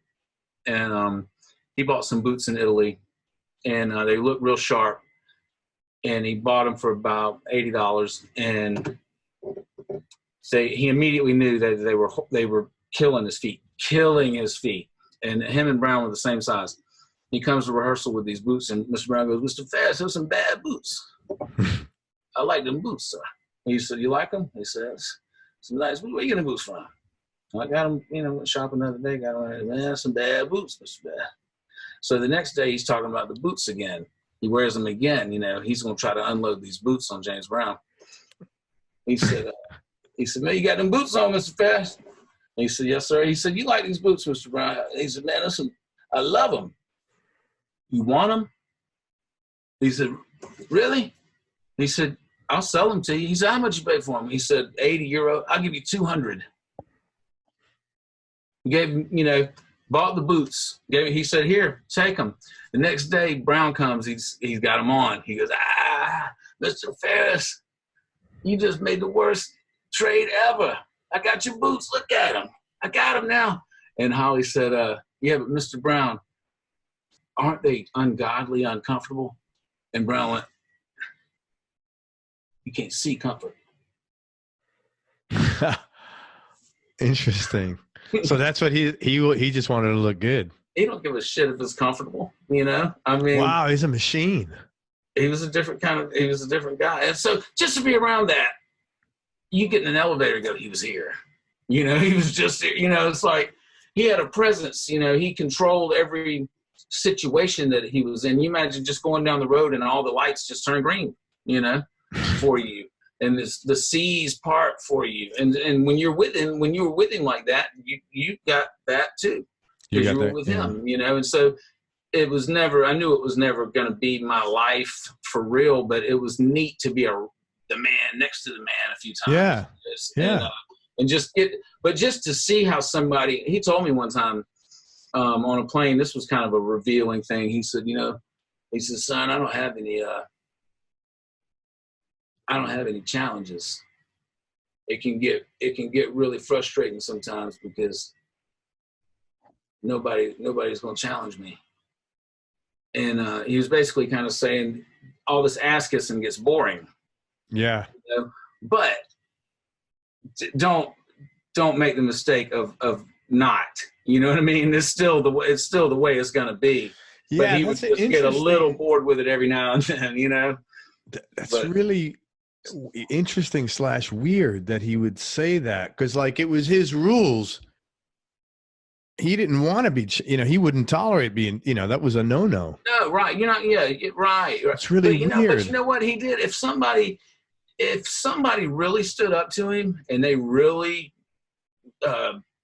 you know, like if he had pushed somebody a little too far, he always knew when to kind of back off, you know, like, they've had enough, you know, they can come up for air now, you know. He'd get his boot down on my neck and just keep it there for months, and it would be like, oh, you know, enough. Oh, he would. Find somebody else, yeah, get somebody else. It's got to be me all the time.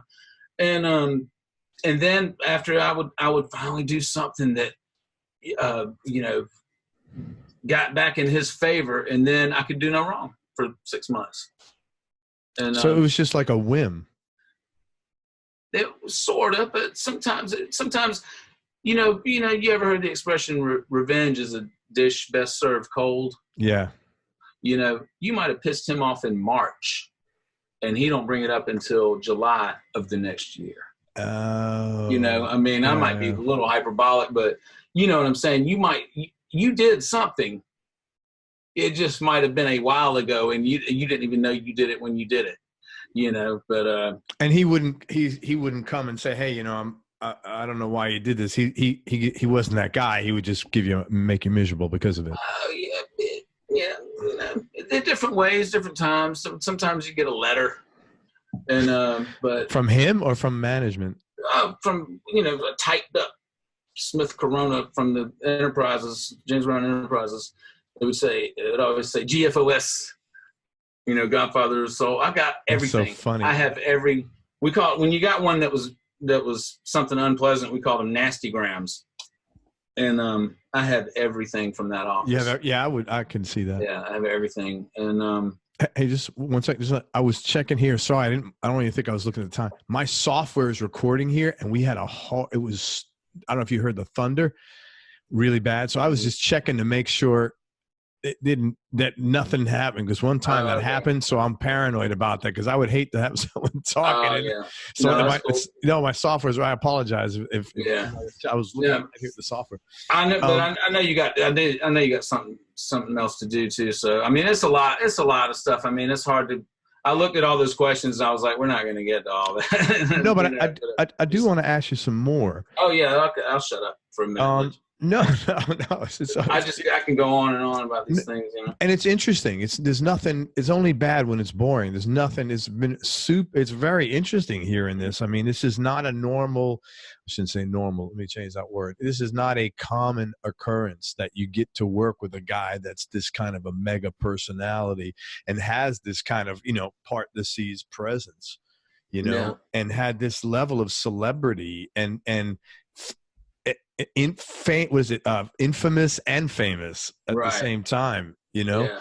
But and the respect that other musicians have. He invented a genre of music. You know, there's nobody else that singularly invented a genre. He invented funk music, and without it, there would be, you know, no hip hop. Now, he didn't set out to invent. There would have been no disco. But, and he didn't set out to, those are styles that sort of bid off of what he created. But when you're talking about funk music, he invented it. And no one person invented jazz or blues or rock and roll or country or gospel or You know, it's the only genre that you can trace to this one guy. Who else would have come up with da na na na na na na? You know, Yeah. because some of the stuff that he did was childish, and he had that kind of approach about it. He says, "Son, all you got to think about is Mary Had a Little Lamb." And I said, "Yeah." He said, "You don't believe me, do you? Everything's just Mary Had a Little Lamb. Mary had a little lamb, Mary had a little, Mary had a little," and he kept singing Mary Had a Little Lamb until he turned it into like Ain't It Funky Now. You know what I mean? He just morphed it, right? It was the most amazing thing I'd ever seen. He just kept singing Mary Had a Little Lamb until he turned it into something else. What was his, if you know, what was his favorite song to play? Please, Please, the big hit, Sex Machine, I Feel Good. But you know what? His favorite thing to do a lot of times was something that the audience had or the band had no interest in. Like we had this really strange, he called it heavy juice. It was supposed to be jazz. You know, he was always a jazz wannabe.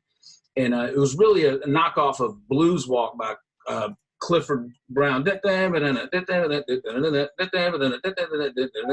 we did it in this really bizarre way that broke all the rules of real jazz. You know, it was just this modal. That's the kind of shit that he lived for. You know, like we called it death row. The middle part of the show where you want to tell people just go to the concessions for 10. You know what I mean? But you know what? Every singer has it. If you watch any solo singer who's not a band, it's some guy's name or some female's name, and they have a backing band. You know, I've polled the middle third of the show. That's when they go into their indulgent thing that's just for them. And not only is it whenever you hear a singer go, break it down, I want to talk to y'all tonight. Go to the concessions, go to the bathroom, go check on the kids. You know what I mean? Because that's their moment where they're going to have their little catharsis on stage. And so he did his, and, you know, I mean, shit, we had a magician for a while come out and do magic tricks. We had all sorts of little vaudevillian, corny side act things, you know, but really though, he's the last link to that kind of thing. You know, he saw that as a kid. He saw vaudeville and stuff as a kid, and that's what he wanted. You look at his concert posters from the 60s, they'd have not only his show, but he'd have 10 other acts that he carried around, you know, and comedians and other singers that come out and sing one or two songs or whatever. You know, it was a show. One time they did a Motown review, okay? And they had Temptations, Supremes, Marvin Gaye, and all this. And they had James Brown headline. He was not on Motown. He was never on Motown. But he headlined a Motown review. Wow, that's how influential he was. Yeah. And a lot of people think he was because they don't put enough mental energy into realizing that not every black artist was on one label. You know, really? They weren't all on Motown. I thought they were all on. No. But yeah, he had so some of his favorite things were those weird things that were just uncomfortable to be up there sometimes, you know, like, why we got to do this? And then sometimes he wouldn't do that shit at all. We just play funk straight through, you know. The funky drummer. Did he ever do that? Never. Okay. Never. Really? Never. That's my favorite. I love that. I just love that whole thing, man. I don't think it ever got played live, even when it was a thing. When it was out. That was when the last that and a song called "It's a New Day," which is those things got too far gone. It's still got to be a drag, man. A man can't do nothing no more. We got to let the girls know what they got to do for us or whatever. And then the guitar. It's really a drag.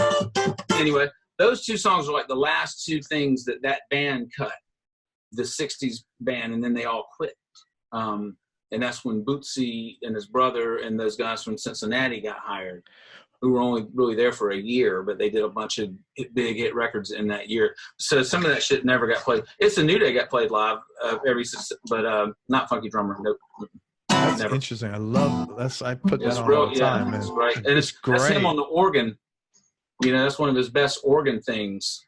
I didn't know that. That's that's just so cool. So funky. That is just so awesome. It's just a jam. You know, Yeah, right. It's just, it's not.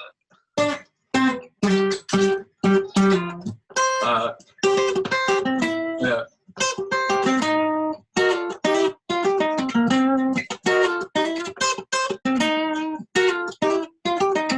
Yeah. Never got played. What was your favorite JB song to play? Do or just to look? No, to play. Whenever we would do Papa Don't Take No Mess was cool, because that's kind of what I auditioned with, and I brought that back. You know, he had not done that song since '74. What's on Papa? Papa Don't Take No Mess. It's on an album called Hell from '74. And it was recorded in Augusta, actually. So was the Payback. It's that Payback era. 73. Payback is great. Yeah, and he would always, whenever we would do that, he would go, Papa, Keith, 2, 3. Like the count off was my name, you know, because you know, I brought it back. And what was some of the? I would always at sound check and stuff I'd be playing little riffs, you know, just like, hey, what about this one? What about this one? And you know, and one time at a rehearsal, he didn't come for the whole week. We were in the studio. He said, you can put together Ain't That a Groove, Let Yourself Go, and Rap Payback. And you can do it. You put it together. They got to do it. Whatever you say, they got to play it. And so I had that was one of my first little things of being kind of in charge of the band. And was the band okay with that? Not at first, yeah. But they quickly, I mean, like when I first would be directing something, you know, and I would, you know, drop my hand, nobody would do anything. They would just sit there and look at me. And I was like, okay, it's going to be this. All right. And you know, it kind of makes, if James Brown cued poorly, the assumption is the band must have messed up. Right. But if Keith cues at all and the band does nothing, the assumption is Keith must have met. People listen with their eyes. Yes. You know, and they, so, you know, it was easy to make me look like I didn't know what I was doing. So I said, you know what? I can tell that y'all don't want it to be me, but it is. And, you know, you can either hear it from me, or you can let him tell you. And he did. You know, I mean, he came and told him, he said, when I'm not here and that man's standing there, you give him the same respect you give me, or you're going to have to deal with me. Oh, that was cool. He said he's the only one that was serious and got this music together. If any of y'all could have done it, you'd have been doing it, but you're not. He is. So he had a different level of respect for you that you earned. You earned a different level of respect. I was music. That's all I was, you know, cared about was, you know, I love this music, and I study it. I still study it. I don't know anywhere near every tune. There's still tunes. There's still whole little pockets of, I mean, I have everything he put out, but there's still things that I haven't delved into though. Like what is my favorite? It's changed over the years, over the 27, 28 years or whatever. You know, I would get deep into one little era, like 67, 68, you know, and then I get deep into some other little era. That's the thing that was so neat about it. It was like an ongoing, I remember talking to Alan Leeds, who's archivist, and he worked for Brown as a tour director in the 70s, and he does all the reissues and everything. I said, you know, Alan, I feel like, what if I run, you know, he put out 83, 85 albums or something. That's crazy, man. And I said, I feel like I'm going to run out, and then what am I going to do? This is kind of like my only thing. He said, I haven't run out yet. And I've been doing it a lot longer. You know, I was there when this stuff was happening, and we're still finding things. They're still finding things. He cut so much music, you know. What did you learn? What was like maybe the most important lesson, either musically or life lesson, that you learned from him, if there's any? Or maybe you just learned, like, you know, don't be like that.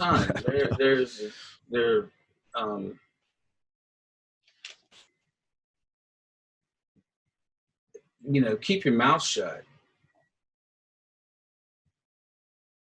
until you are certain that you are the one who should be talking. You know, and he never really said that, but there were times where I'd open my mouth and, you know, my foot would just slam into it as fast as I'd open it. And then I was like, God, why did I say anything?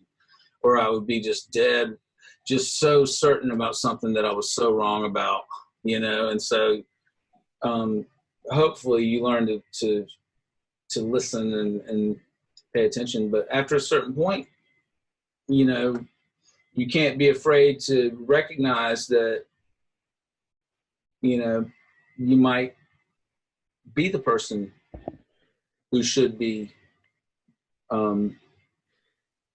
influencing the situation. I spend more of my time on this than, you know, they didn't go home and fucking listen to James Brown CDs and learn tunes. Yeah. You know, and I did. That's what I did all the time. And you know, it's just this super geeky or whatever, but I was into it. And you know, what we were out there was no iPhones and devices and all that shit. I have cassettes that I bought. That was still a thing. You know, sometimes I go, how do I go get some tapes to take on the road with? You know, there was no Kindles. Yeah, and yeah. Hours and hours of just writing most of the time. I also learned how to handle having nothing to do, having to be somewhere, but you have nothing to do. Hurry up and wait, you know? And you're on a bus, you know, I could practice. No, you can't. You can't hear your guitar. And if you get it to where you could hear it, everybody else is going to say, turn that off. Yeah. You know, you can't. That has got to be really tough. So you can't read. It's dark. Everybody's trying to sleep. I couldn't sleep sitting up. You know, we didn't have bunks. Oh, you didn't have bunks. You had to sit up. Oh my God. I used to be so envious of these Fred Thomas, bass player. God love him. He could sleep standing up, you know, but he could definitely sit his head wouldn't even lean over. He could sit here just like this and go. I can do it now. It's a thing about getting old. You can fall asleep. I could fall asleep. Anyway, but I could not do it back then, you know. And I'm tall, and I would have to stretch out. I'd get in the floor of the bus, and then every time somebody got up to go to the bathroom, they would just drag their feet across, you know. Or sometimes you'd wake up and you're under bus seats. You know, there's this. You know, you couldn't be claustrophobic. It's like. And you would just feel the inertia of the bus careening off of a off ramp, and you're like, this is it. We're going off the edge of something, and this is how it goes down. And some people might survive. I'm not going to. I'm going to get crushed by these seats that are in my face, you know, but I had to lay down. I could not sleep sitting up. And so you just can't read. There's no light. It's dark. And you seem like you read a lot, I would imagine. You read a lot? I periods, you know. I'm not now. I don't read like I did. You could tell you've got most people that they have your vocabulary, they're very well read, and you're extremely well spoken, and that's usually tied to reading. I went to college. Well, man, so did I did a lot of reading in college. You know what? When I was in college, you know, after Brown died, I immediately went to college. Did you really? Oh yeah, yeah, and it was, oh, you went back to school? No, I went to school. I never went the first time at all. I was enrolling for school, and they called and they said, Mr. Jenkins, are you going to be attending classes this semester? I said, I don't think I am, because I had gotten the other call the same week, and I was like, no, I'm not. As soon as he passed away, right in school. Did you really? What did you take? Oh, God, I changed my major 3 times. It was music at first. And did 2 semesters of that. That was grueling. It was classical guitar. Nope. Fingernail, nail kits, footstools, difficult music. Very, you know, just spend like a semester on some entry-level piece of music that's so easy for that genre, but just the hardest thing ever, and the nails. And then I did the first recital, and I said, I'm not doing that again. And I was supposed to do one every semester. I said, I'm never doing that shit again. And so I changed my major, and that was communications. That was fun. making little documentaries and film classes and stuff, but no money. So then I became history, secondary ed. I was going to be a teacher. And so I graduated with a degree. I have way more credit hours than I need, but they didn't go towards my degree because they were in these other things that I abandoned. So history, secondary ed, I knew early on in that program, I'm really not going to do this, but I have to graduate. Right. And when I did my apprenticeship, no, this is not. You wouldn't want to be a teacher? No. I mean, I did it for a little while. No, I can't do, I can do part of that job. I'm more like the special guest you get to come to the assembly. You know what I mean? And I got my one bit. Yeah. And I go a bunch of different places and do my one bit. I can't go to the same place every day and come up with a different, dog and pony show for these kids. Every day, God bless the teachers of the world. Man, that's a very difficult job. And they make it so much, you're so constricted I'm like, it wasn't for me. So, and then I started getting offers to do music stuff again right around the same time I was graduating college. The movie thing came up, and then these cruise ship gigs, I did a couple of those, and the band kind of got half-assed back together, and we went to Europe a few times, and now they're still doing that. I quit doing that. And so this is the first time second time in my life, because when he first passed away, there wasn't a whole lot of activity. We did a few little gigs after he passed, but everybody's so spread out. It's hard to get everybody together. And he's the most irreplaceable front man. If you're not going to find anybody, first of all, I don't want to play behind a damn James Brown impersonator anyway. Yeah. Because, I played behind him, but I will. I like lights and water and food and shit. So I got to pay the bills. But you're not going to, if you find somebody who can kind of dance, they can't sing. And if you find somebody who can sing and dance, they don't know the music to direct the band. James Brown's doing a lot of things that you don't realize he's doing. He's directing the band, he's singing, he's dancing.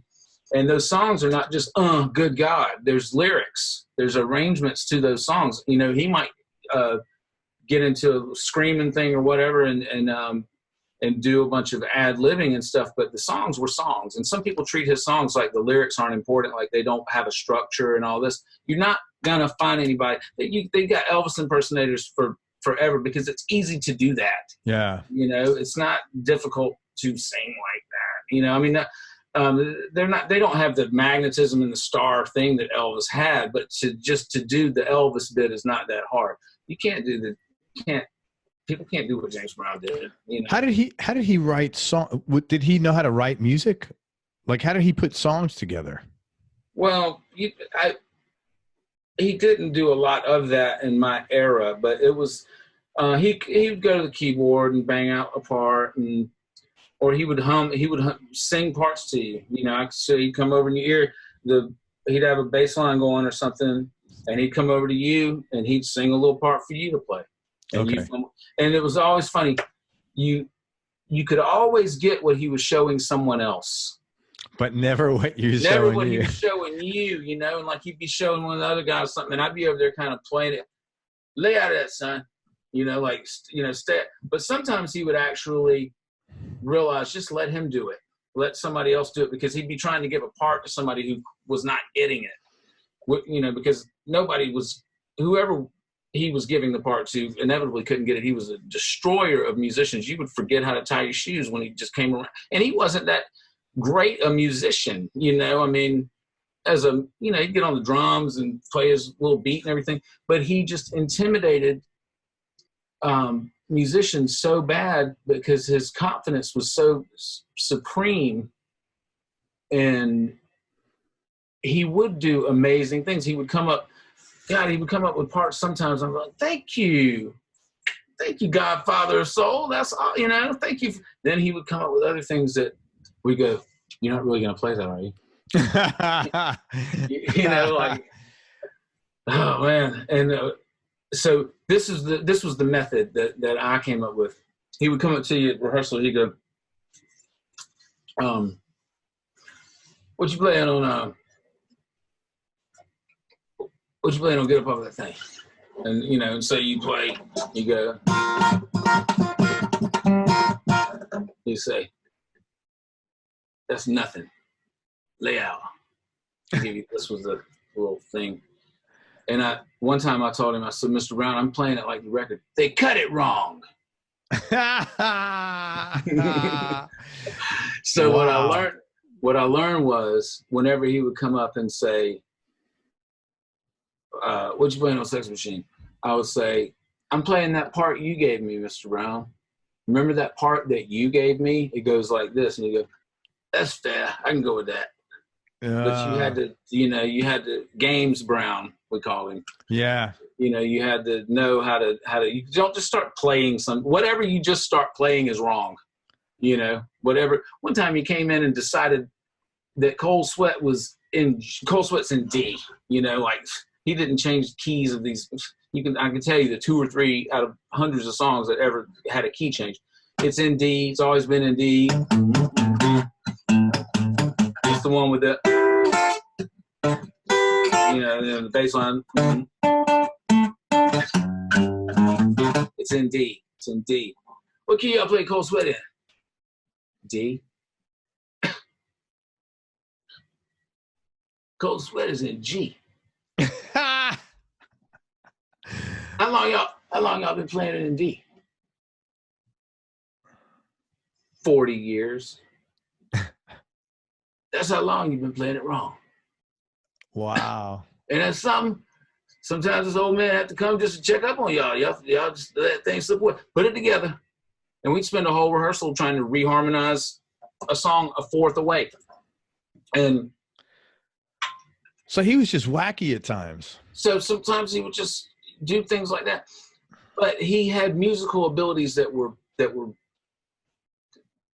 other people, that he could sing anything over anything. He could sing major over minor. Wow.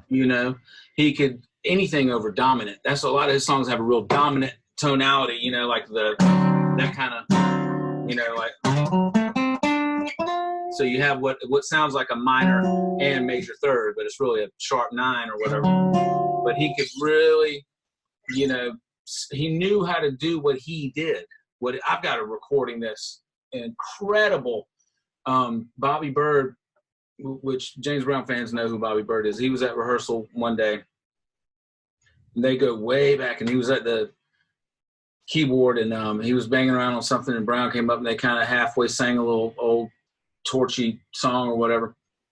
And I threw out this song. I said, hey, Mr. Brown, the song's called Just Won't Do Right. It's from 1958. And it probably had never been done since then, 40-something years at this point. And he went into it, and they sang it all the way down perfectly. And he sounded like he was 25 years old. Wow. And it got recorded on somebody's handheld little thing, and I have it.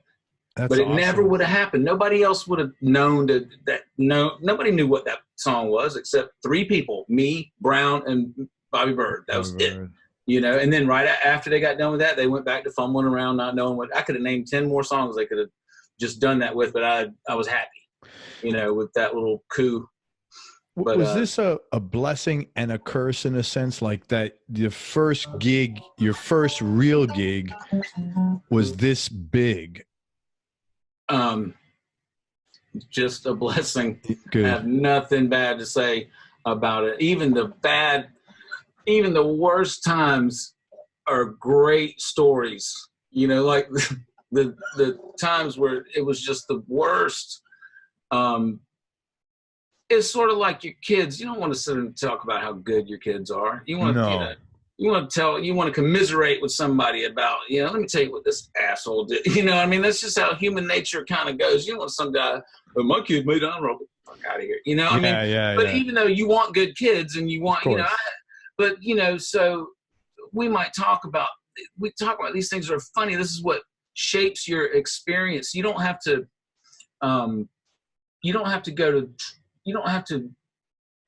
you learn less tuition through good stuff and easy stuff.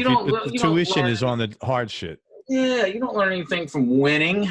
Yeah. That's the truth, man. And I'm the worst competitor. I lose at everything. I don't win. I can't swing a golf club. I can't shoot a basketball. I can't, you know, I'm the last guy picked, you know, and all that. So I was already had a lot of experience with losing. And so the whole thing was always a challenge. Like, how can I make this better? You know, like just taking the songs back to what they should, you know, like Doing It to Death, the bass line, great Fred Thomas bass line goes, by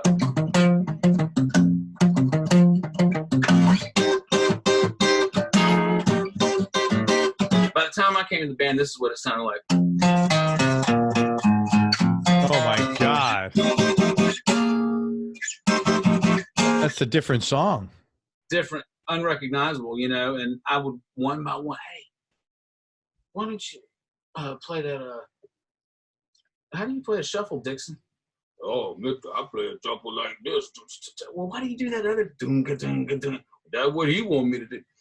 And so I would say, why don't you just sneak it in and see if he says anything? Or if he gave out a real awful part, we would say, please forget that, and, you know, make him give it to you again.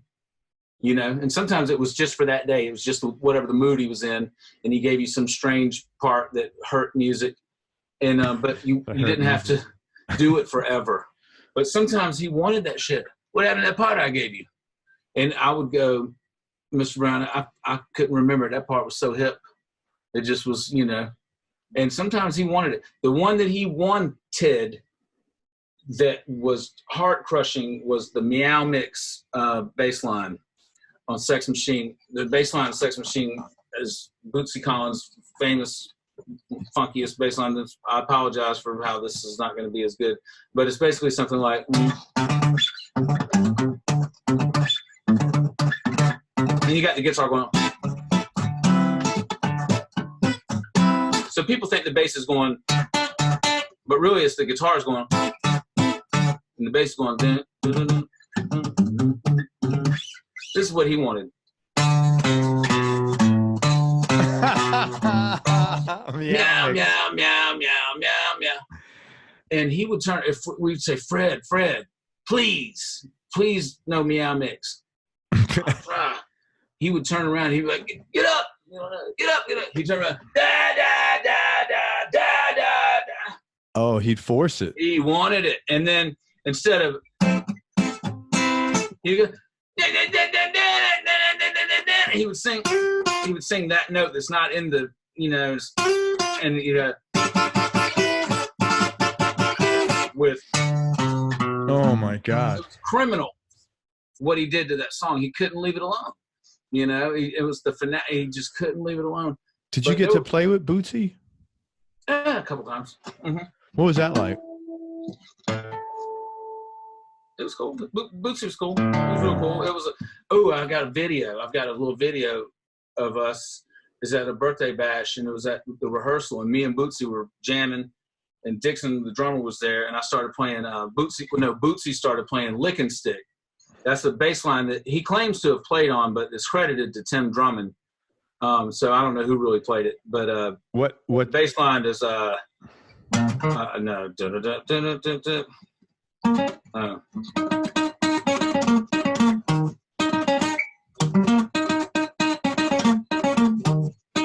And the guitar is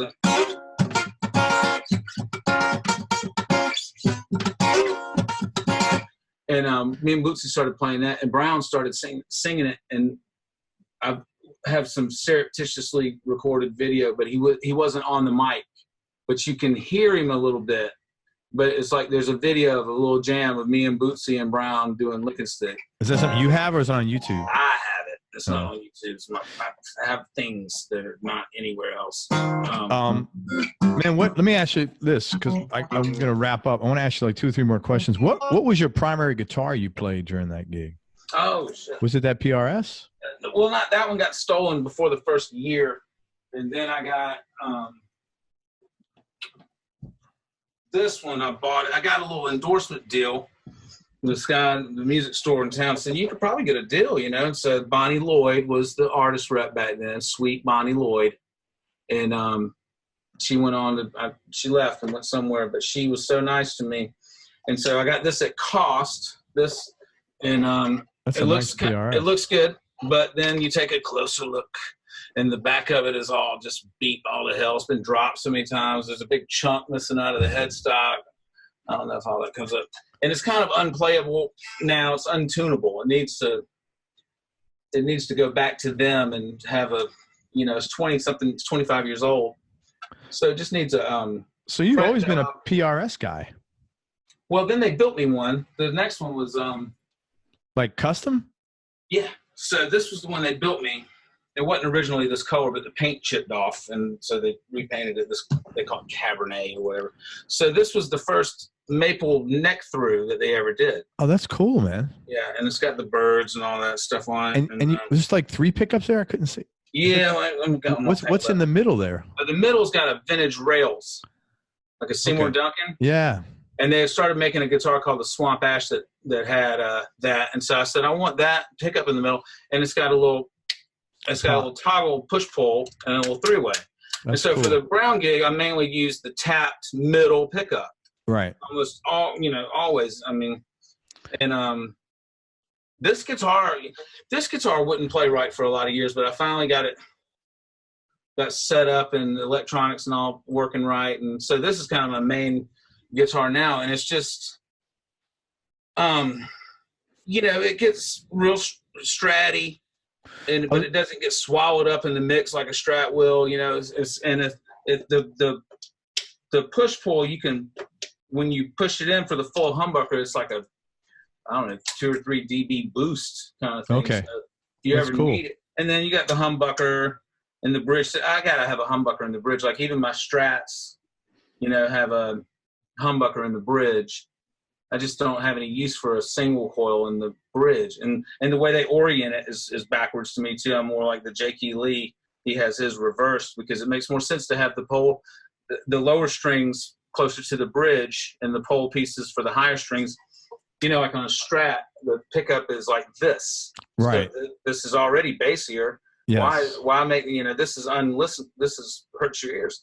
So it'd be better if they had it like that. But I just like the humbucker in the bridge. So I've got like some kind of 60th anniversary thing over there that's got a humbucker, Seymour Duncan, and then because you're playing rock, if you do some AC/DC or something like that, you got to have that. I never need a single coil on the bridge. I never in my life. I don't really find much need for that. Sometimes I'll tap though. This is cool to tap it and play like a you can't hear it, but you can get some cool sounds like that. But I just like the sound of tapped humbuckers. That's weird. I mean, that's not anything anybody ever says. That's not more of a functional thing, Yeah. But I'm a working guitar player. I play in a wedding band. I got to play a bunch of different shit, and I'm not carrying around a bunch of guitars. And so that's like your Swiss Army knife. Yeah, I mean, it just it's cool, and it's gonna be there. Like some guitars, you get on stage with them, and it's like it sounded good at sound check, and now it's gone. And these have a lot of high. They're kind of high output, but if you tap that humbucker, then it doesn't overload the input jack. So I don't want an amp to break up. Okay. I have to have a pedal. I have to have a tube screamer or something because I have to be able to get loud and clean. And these people with these boutique things like you got in the background back there, that's great for that. But Dr. Z there, yeah. I'm trying. Yeah. Actually, I need to sell that. Does it get clean? Does it? Yeah, it's clean, man. Very clean. Yeah, it is. If you don't overdrive it, it's fine. But you know how they make some of those amps, those low watt amps that are made to. Oh, that's like 38 watts, man. That's why I'm getting rid of it. It's like it's way too overkill. I don't need it. Anything that. It's just like it's like 100-watt amp, man. Yes, yeah. So I'm compromised on that end, on that nice broken up thing that you do want sometimes, but I have to kind of approximate it another way. I have to But if you like a pedal, roll off the volume on the tube screamer. The ideal would be to have a dedicated dirty amp and a clean amp. But I'm not plugging all that. Yeah, that's not ridiculous. That's ridiculous. Yeah, man. And I just got a deluxe not too long ago. A boy gave me a deluxe. Of an older one? Reissue, a new. Oh, that's cool. Deluxe. Yeah, and it's great. It's like taking it. At first, I was skeptical because I was using the Bandmaster with the 212 cabinet that I bought from Chris Nix. Man, he's got a ton of equipment, that guy. He's really good with putting stuff together, too. He can build amps and all this. I can change strings. I'm like you, man. I'm the same. I'm the same. I don't like that. Yeah. I mean, he was the first person that showed me a soldering iron. I'm like, what is that thing for? You know, when we were younger, and he was like, I'm just changing these pickups out. I said, you don't do that. You know, some wizard does that. You know, he's go up a mountain or whatever. He's like, no, I'm just going to change them. I'm just going to do this. Yeah. And I'm like, wow. You know, it's mesmerizing to me because I hate to unscrew anything. I'm going to strip it out. I'm not going to be able to screw it back.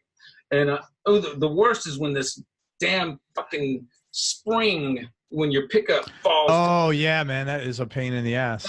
When somebody comes up with an easy fix for that. I went on YouTube. I was like, ooh, they got YouTube. You know, I'll finally know the trick. There's no trick. It was a pain. The guy on YouTube was doing some shit that I wasn't going to go down that road. You know, and he had equipment and like a luthier or something to get this. It's just that's a pain. It's a huge. It's a pain. So, but anyway, so I use the PRS. I take the Strats. You know, they're just so much. They're not as loud. You know, you get back to this, and it's just more. You know, it's more there. So, I mean, I play a lot of. Most of what I do, like on the gigs, like with like the. You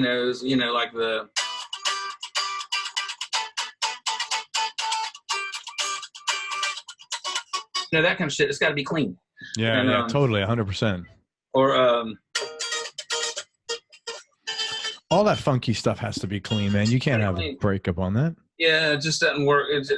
And some nights you get one of those dog twins that might be great if you're playing Stones all night and playing Honky Tonk Women all night. And like, there was sometimes I had an amp like, man, this would be so good on a different gig, just not this, you know.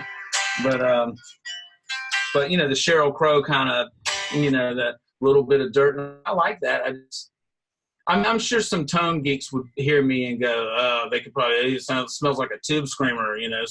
But so you know, Georgia Power doesn't care. Yeah, man.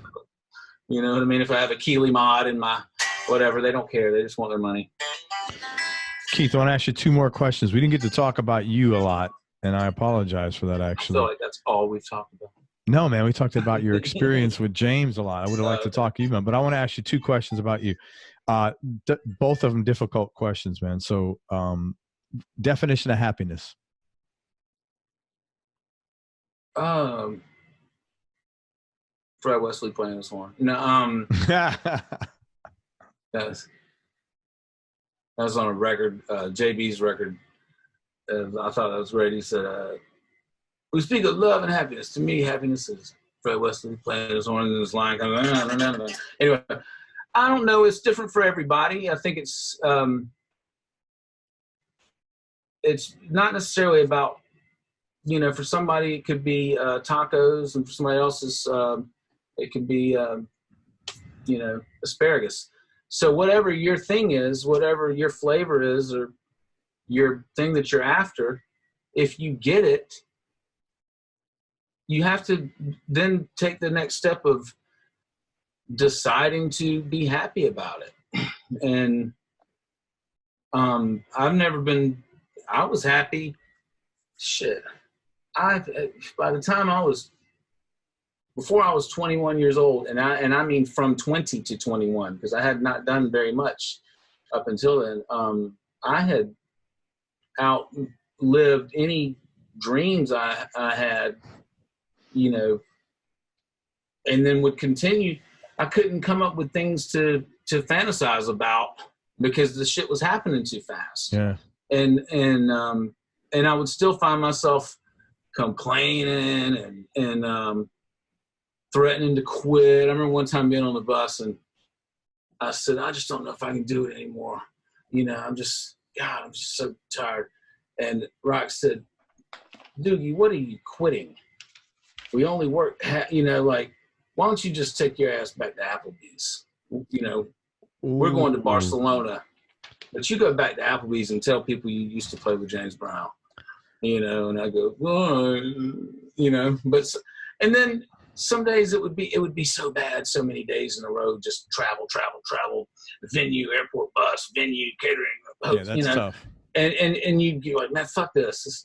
And then that fifth day, you'd be off, and the pool would be on the roof of the hotel, and and you'd be up there like going, what was I complaining about? Like, it's all, no matter what you're in, it's going to end, good or bad. Yes. And so if at a certain point, a few years into it, I had tasted every flavor of pain on that menu. And so experiences, when it's new to you, it's like going on a trip and you don't know, you've never been on before, and it takes forever, but coming back doesn't, because you know how long it is. So once I had felt, every kind of discomfort that situation had to offer, and a lot of it is not, I'm not going to blame on James Brown or anything like that. It's just the airport sucks. It's the nature of what you're doing, man. Yeah, it's the same for everybody. I've seen enough documentaries. It's like, man, the same shit we went through. And so it wasn't like it was particularly any worse for us. But so just enjoying the moment. All you have is this moment right now. This is it. People drop dead, get a brain aneurysm, and drop dead. Are you good about that, being in present? No, I'm horrible at it. But I'm good at admitting that I'm bad about it. What do they say? Admitting it is the first step, right? Yeah. So I was, I didn't know about wanting to do. I know how these things go. I'm like, maybe I'll call him and blow, push it back and blow it off and do it another day or something like that. I'm like, I'm not going to do that. Man, I started reading your thing. I was like, he doesn't do that. I'm not going to do that. I'm going to do the interview. And now you can't shut me up, No, I want to ask you one more question. I really wish I would have gotten to spend more time talking about you and getting. Well, you can call me back another day. Biggest change in your personality over the last 10 years, and how much of that has been intentional and how much is just a natural part of aging? I don't know that. I hope that I'm not as much of a prick.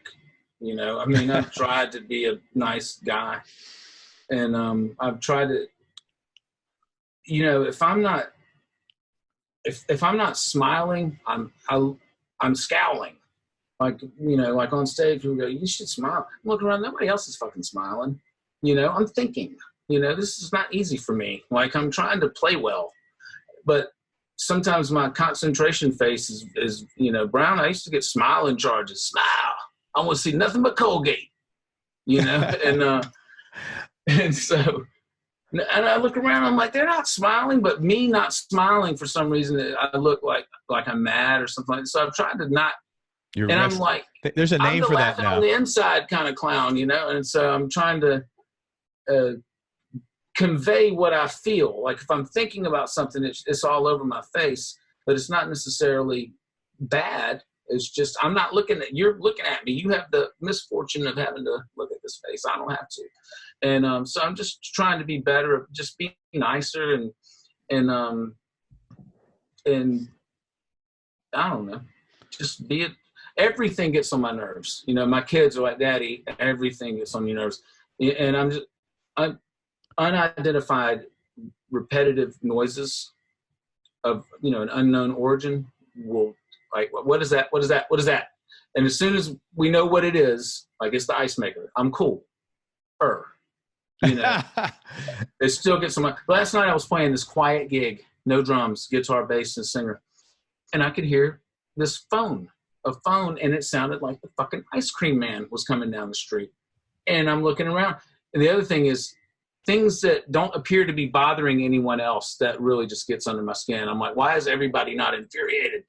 And it turns out it was this guy's phone was in his pocket, and it was a continuous jingle jangle little kitty sounding thing, like a video game soundtrack, not a ring. It wasn't a ring. It never stopped. And we're just looking around like, what is that? So who cares? Like, I have to catch myself and just laugh about it or try not to be such a jerk about things that don't matter. My kids, God, they would, everything they did, stop, like, let them be children.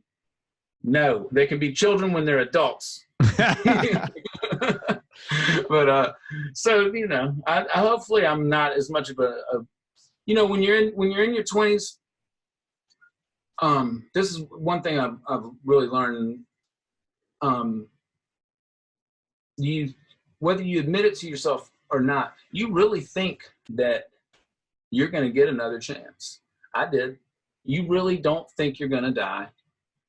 You really don't think you're going to get old.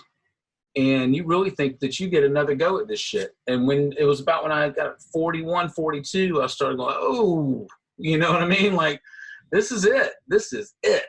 There's I always thought that I was going back, and I have dreams that I'm back. You're not going back. And so, they say youth is wasted on the young or whatever, I've heard that. And I was so impatient. I wanted everything. And they would say, Doogie, calm down. I'm like, why are y'all so, where's your sense of urgency? You motherfuckers are older than, y'all. Yeah. And, but you get older and, that's great. You get older and you go, even if I don't, I wanted to play on a good James Brown record. That was my one, that was the elusive pearl of that whole deal. I knew he could still do it. He didn't make any records, did he? We did. We did. We go in the studio. We made one final album that never has gotten released and probably won't. But I didn't get to fulfill that dream of making a good James Brown record. But I did play on probably the worst record he ever did. So at least, there's that. Through no fault of your own. It's kind of, it was just a few of us went in. He was in a weird, good mood. And it was one of those nights where it was like being in Augusta was good because you got called. Everybody else was wherever they live, And so I said, yeah, I'm going to take my bass, because there ain't going to be a bass player there. I'll play bass too. I'll get on bass and guitar. And sure enough, he's like, well, too bad we don't have Mr. Thomas, Jimmy, Mr. Moe here. I said, well, I got my bass, Mr. Brown. Really? You can play bass on it. Yes. So the guitar part he has me, he goes, on the guitar, I want you to play I